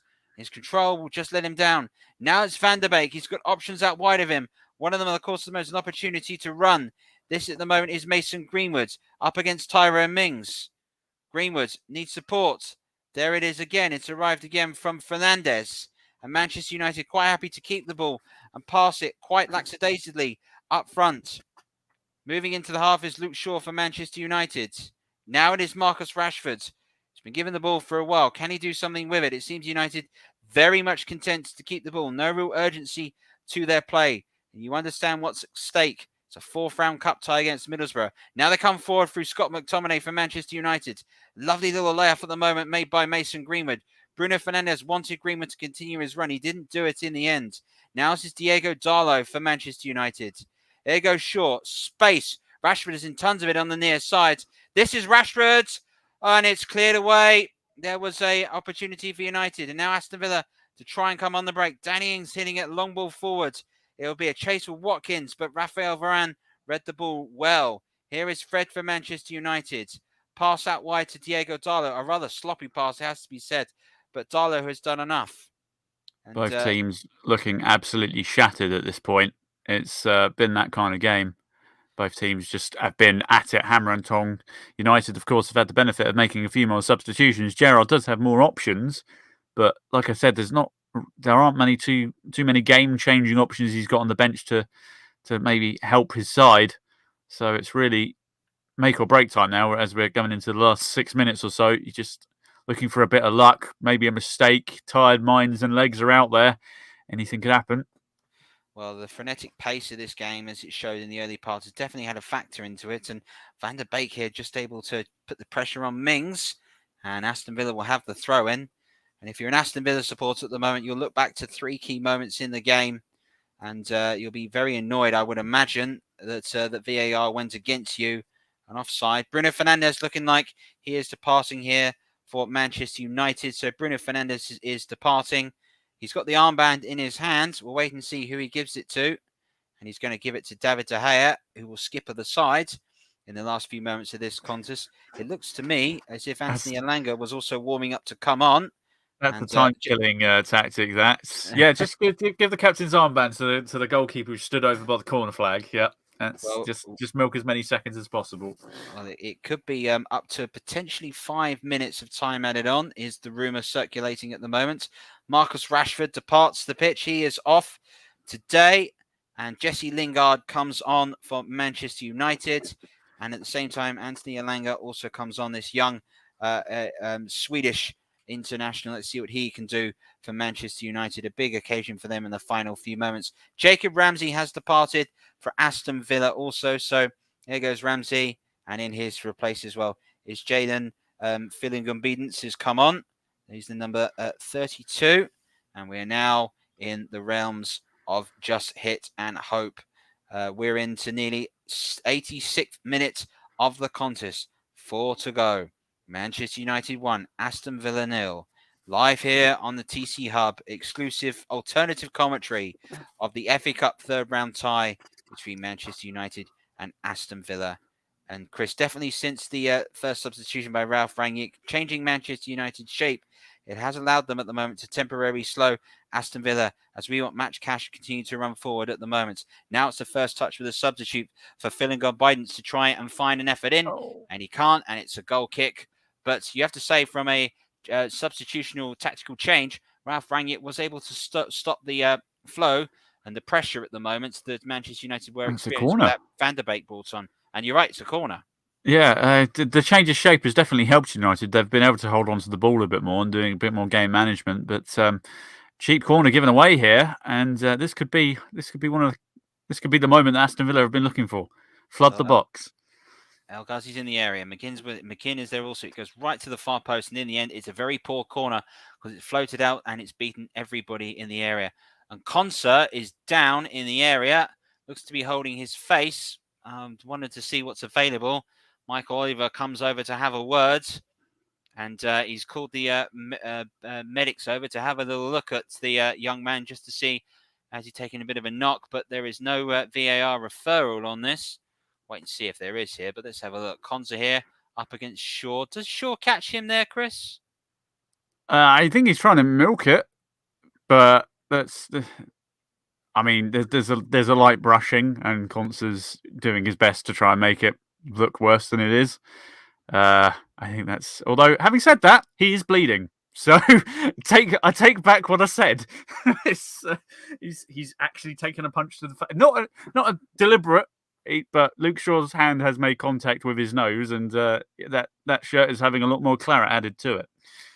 Well, the claret and blues at the moment, getting a shade deeper than they would have hoped to. Referee looks like it's going to class that as a bit of an accidental collision. It's always difficult to give them. And your choice of the match time. It is going to add to more to stoppage time.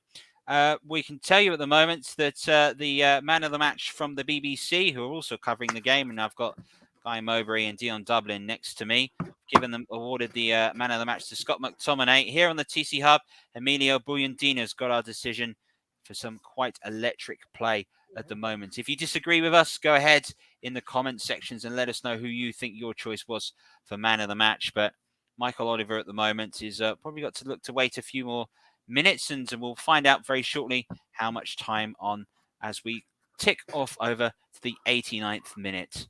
A reminder here that Manchester United lead by a goal to nil. An equaliser wouldn't force a replay. An equaliser would force extra time this evening.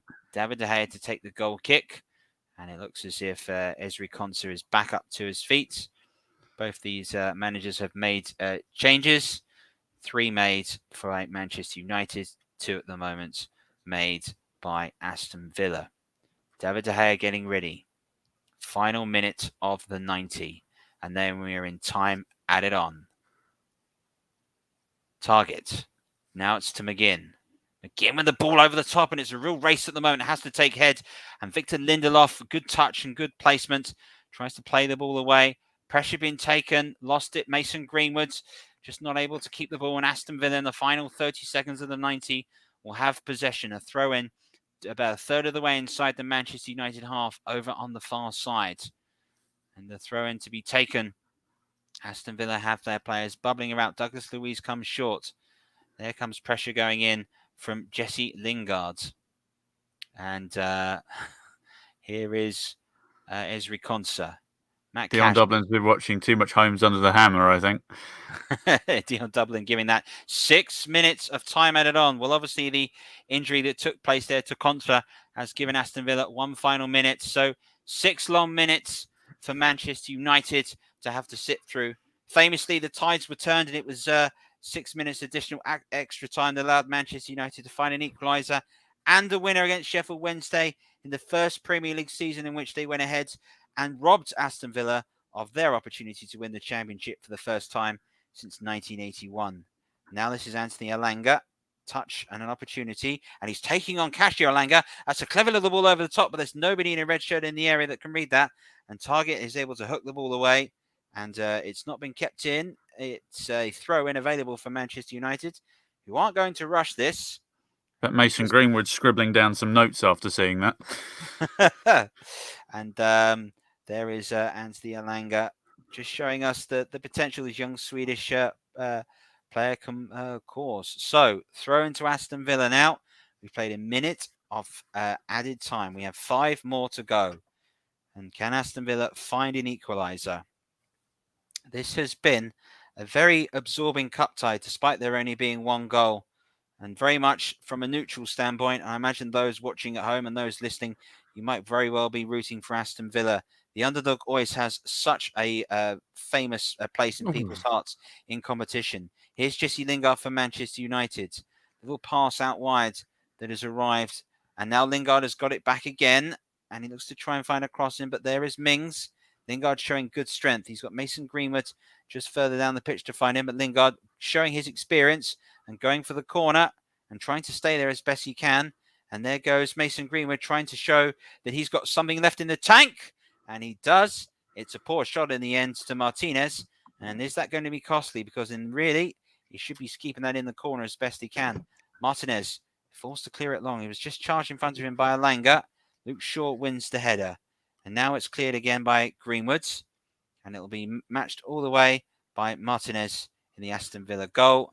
Jesse Lingard just hoping that this might just be a bit of a goodbye from him. He has said that he does want to leave Manchester United after not starting after impressing so well on loan at West Ham last season. Now this is a final chance, and Michael Oliver is going to give a goal kick, and Anwar El Ghazi does sort of comment, was that a fair challenge or not? We shall wait and see. And a little tap of the shoulder by Darlow, just saying, nice try, mate. Well, we've concluded nearly 3 minutes of time added on. And great comment that's come through. It's a genuine example of not always getting what you deserve in football. And Chris Dunn-Monso is that personified tonight, because Aston Villa certainly deserve to at least be level, maybe even to be ahead. Well, to be fair, I'm going to say for 91 minutes, Aston Villa have been the better side. It's literally been that case of they've been a whole football match better. That early goal looks like it's going to be enough to put them through, but Aston Villa have played fantastic football at times, and they might get one more chance here if they don't get their wires crossed. And El Ghazi. El Ghazi there with the wrong decision to be made in that situation. There was an opportunity to find Danny Ings. It wasn't available, and the effort goes wide in the end. And Watkins here just having a word with Michael Oliver, particularly perhaps some of the time wasting that's being taken place, although some may call it gamesmanship. It was certainly the case. Manchester United know that as things stand, they're a couple of minutes away from playing in the fourth round of the FA Cup to Middlesbrough. And sometimes you need a bit of luck in football. They've used up a few of their 9 lives tonight. But as Terry Venables once said, sometimes it's better to be lucky than a good manager. Alanga trying to pick the ball up and will do so, and charges again for Manchester United. And he is going to cross, and he's going to win a corner. That's good work from the young Swede. And he's not looking to waste any time, is he? He's taking every opportunity he gets to go at goal. He might only have like 8 minutes on the pitch at Old Trafford, but this is his moment. Well, maximising your minutes is so important in football. And Alanga is just showing some of the promise that's definitely been known from Manchester United in their youth setup. Will means they will have a corner, and there is Greenwood into Alanga, who's trying to win another corner, but is given it away to McGinn that does clear it away. So you feel for Aston Villa, they've got about 1 minute and 10 seconds to find an equaliser. Well, that's it. McGinn, Martinez, he's forced to clear it long. I don't know if this will stay in. It won't. United will have the throw. And Aston Villa, probably about that last 15 minutes or so, have just started to run out of steam, run out of ideas. And Manchester United look to just sort of be cruising now to the fourth round. And in truth, they've been completely outplayed by Aston Villa. The Stretford End fans are cheering and singing, but the Aston Villa fans know here today really has been a performance in which Manchester United perhaps could and should have done better in. For Aston Villa, it's been a story perhaps of them not quite able to do what we'd hoped. They created so much in this game, looked so lively. Maybe the missing touch they are missing of Philip Coutinho is perhaps the difference. So this is one final chance, and there is Fred to get the ball away for Manchester United. Under pressure there at the moment from Philong Bidance there. The ball is cleared long. A few seconds to go. It's got to go forward. Douglas Luiz, and the final whistle goes. Manchester United. Wow, what about that? A brilliant game in the end. Manchester United have got through to the fourth round of the FA Cup. Ralph Rangnick, well, it wasn't convincing, but I tell you what, it had similarities with an FA Cup third round tie played back in 1990. And the Manchester United manager went on to win the trophy that season, and as a result, started a famous old career. For Steven Gerrard, there'll be lessons to learn tonight. His team played some fantastic football. They just weren't able to get the final breakthrough. Chris, your final words on this contest. Well, the Villa players are all on the floor. They are absolutely gutted. They were. This is a 1-0 thrashing where the thrashing team has lost, quite frankly. Manchester United had absolutely no right winning that game. And I mean this from an entirely unbiased point of view.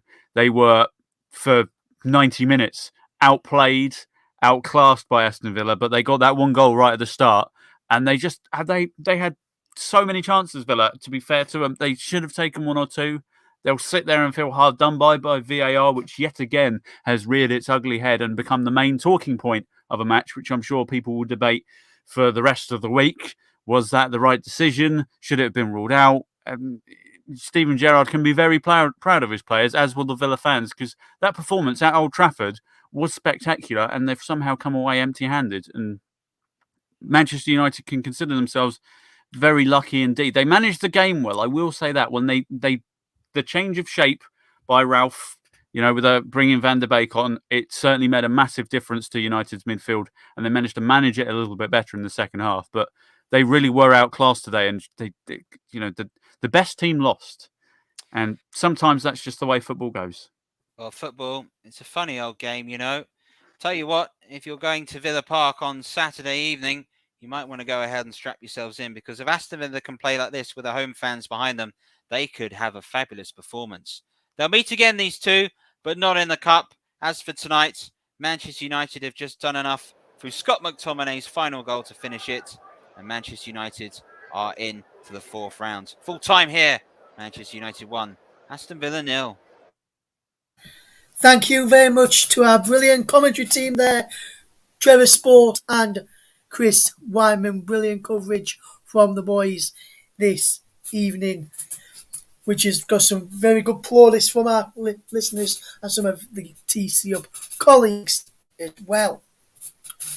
So before we get to Chris's reaction, top four of our final reaction, before we leave you tonight, just going to read a few comments this evening from some of our colleagues. Liam Brusby, colleague of the TC Urban, brilliant commentator in his own right, says great comms and co-comms here, gents. So he's very pleased with your coverage tonight. Myself and JB agreed with you, Chris, for the Player of the Match award this evening. And JB says he's not sure what the BBC pundit was choosing for Player of the Match in the end. Paul James has enjoyed it as well by the looks of things. He says, fantastic commentary, Chris, Trevor and Chris this evening. Nicholas Jones, another one of our TC Up colleagues, says great commentary in a bullet train game, like you said. Did you all aboard Azuma? Good way there, Nicholas. And JB says a total injustice tonight, which we'll go on to in a second. But first of all, Chris, what a fantastic game of football that we saw this evening. Fantastic game. Overall, though, still obviously, like, as you just mentioned, the best team lost tonight. Going back into the dressing room, what do you reckon Ralph Rangnick will be saying to his players right now? Oh, well, first things first, I just want to thank everyone for their kind words and everything for our people's reviews of our commentary tonight. I've not done too many commentaries, and obviously this is only my second appearance on the Hub, although I have done a commentary alongside Trevor at Old Trafford, and I believe that was also a pretty good match as well. So we seem to like this ground. But yeah, Ralph he'll be sitting there going, "You were very lucky there, lads," or something along those lines in his his language. But I'm pretty sure most of those United players know they got away with it tonight. They were not at it. They were very lucky at times. Obviously, Watkins hit the bar. They got bailed out by VAR, and it just the mood in that changing room for Manchester United will probably be very strange because they've won. But it doesn't feel like they won the match. I'm not sure if people have the same feeling there, because they were well and truly outclassed for the majority of that game. So they'll be breathing a sigh of relief to have gotten through. And I tell you what, Middlesbrough will be sitting there looking at that performance and be going, you know what, lads, we've got a chance. Yes, they will. And Chris Wilder always sets his teams up very, very well in the end as well for Middlesbrough. In charge of Middlesbrough now, and I'll be looking at that as well, thinking we've got a chance here to get through.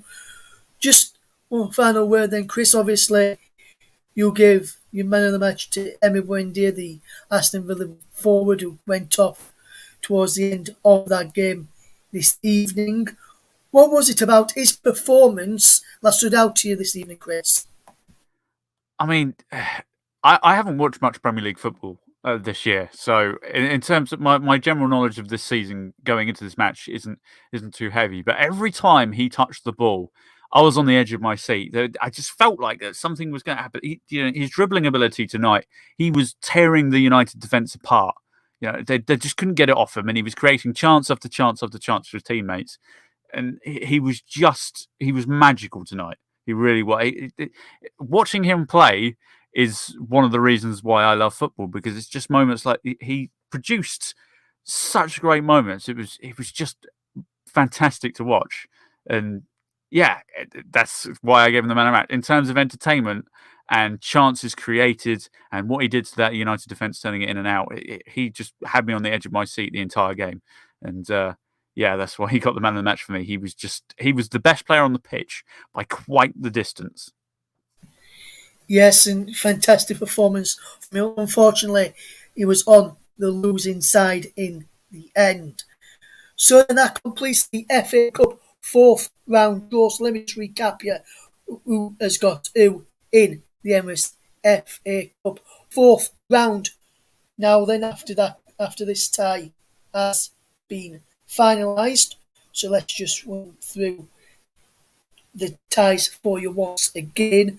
It's Crystal Palace versus Hartlepool, Bournemouth against Bournemouth, Huddersfield against Barnsley, Peterborough against QPR, Cambridge versus Luton, Southampton versus Coventry, Chelsea versus Plymouth, Everton versus Brentford, Kidderminster versus West Ham, Man United versus Middlesbrough, Tottenham v Brighton, Liverpool v Cardiff, Stoke v Wigan, Nottingham Forest v Leicester, Manchester City versus Fulham, and Wolverhampton Wanderers against Norwich City is as well in the FA Cup fourth round tie. JB has also been in touch and he says, great comes tonight, Trevor and CW. So he's praising your commentary still stint there, guys. Just to let people know the fourth round ties will be played over the weekend of the 5th of February. The fifth round ties will be played over the weekend of the 2nd of March. 19th of March is the quarter-finals. 23rd of April, should I say, is the semi-finals. And the final of Wembley is on May the 14th. And we'll be there every step of the way in this year's FA Cup. But from myself and from the brilliant commentary team of Chris Hammond alongside Trevor Sports, we bid you thank you very much for tuning in this evening. Big thanks to everyone who's tuned in as well. Just find a few comments, Chris. I want to say thanks to everyone for the kind words. He's had a great time.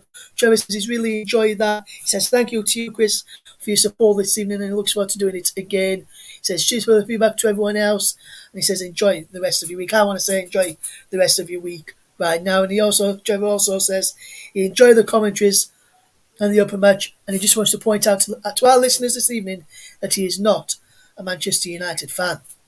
And JB always says he always enjoys your dulcet tones to you, Trevor, as well. So from myself, from Trevor, and from Chris, thank you very much for tuning in tonight. From everyone here at the TC Hub, have a great week, and we'll see you again soon. Molly Team here.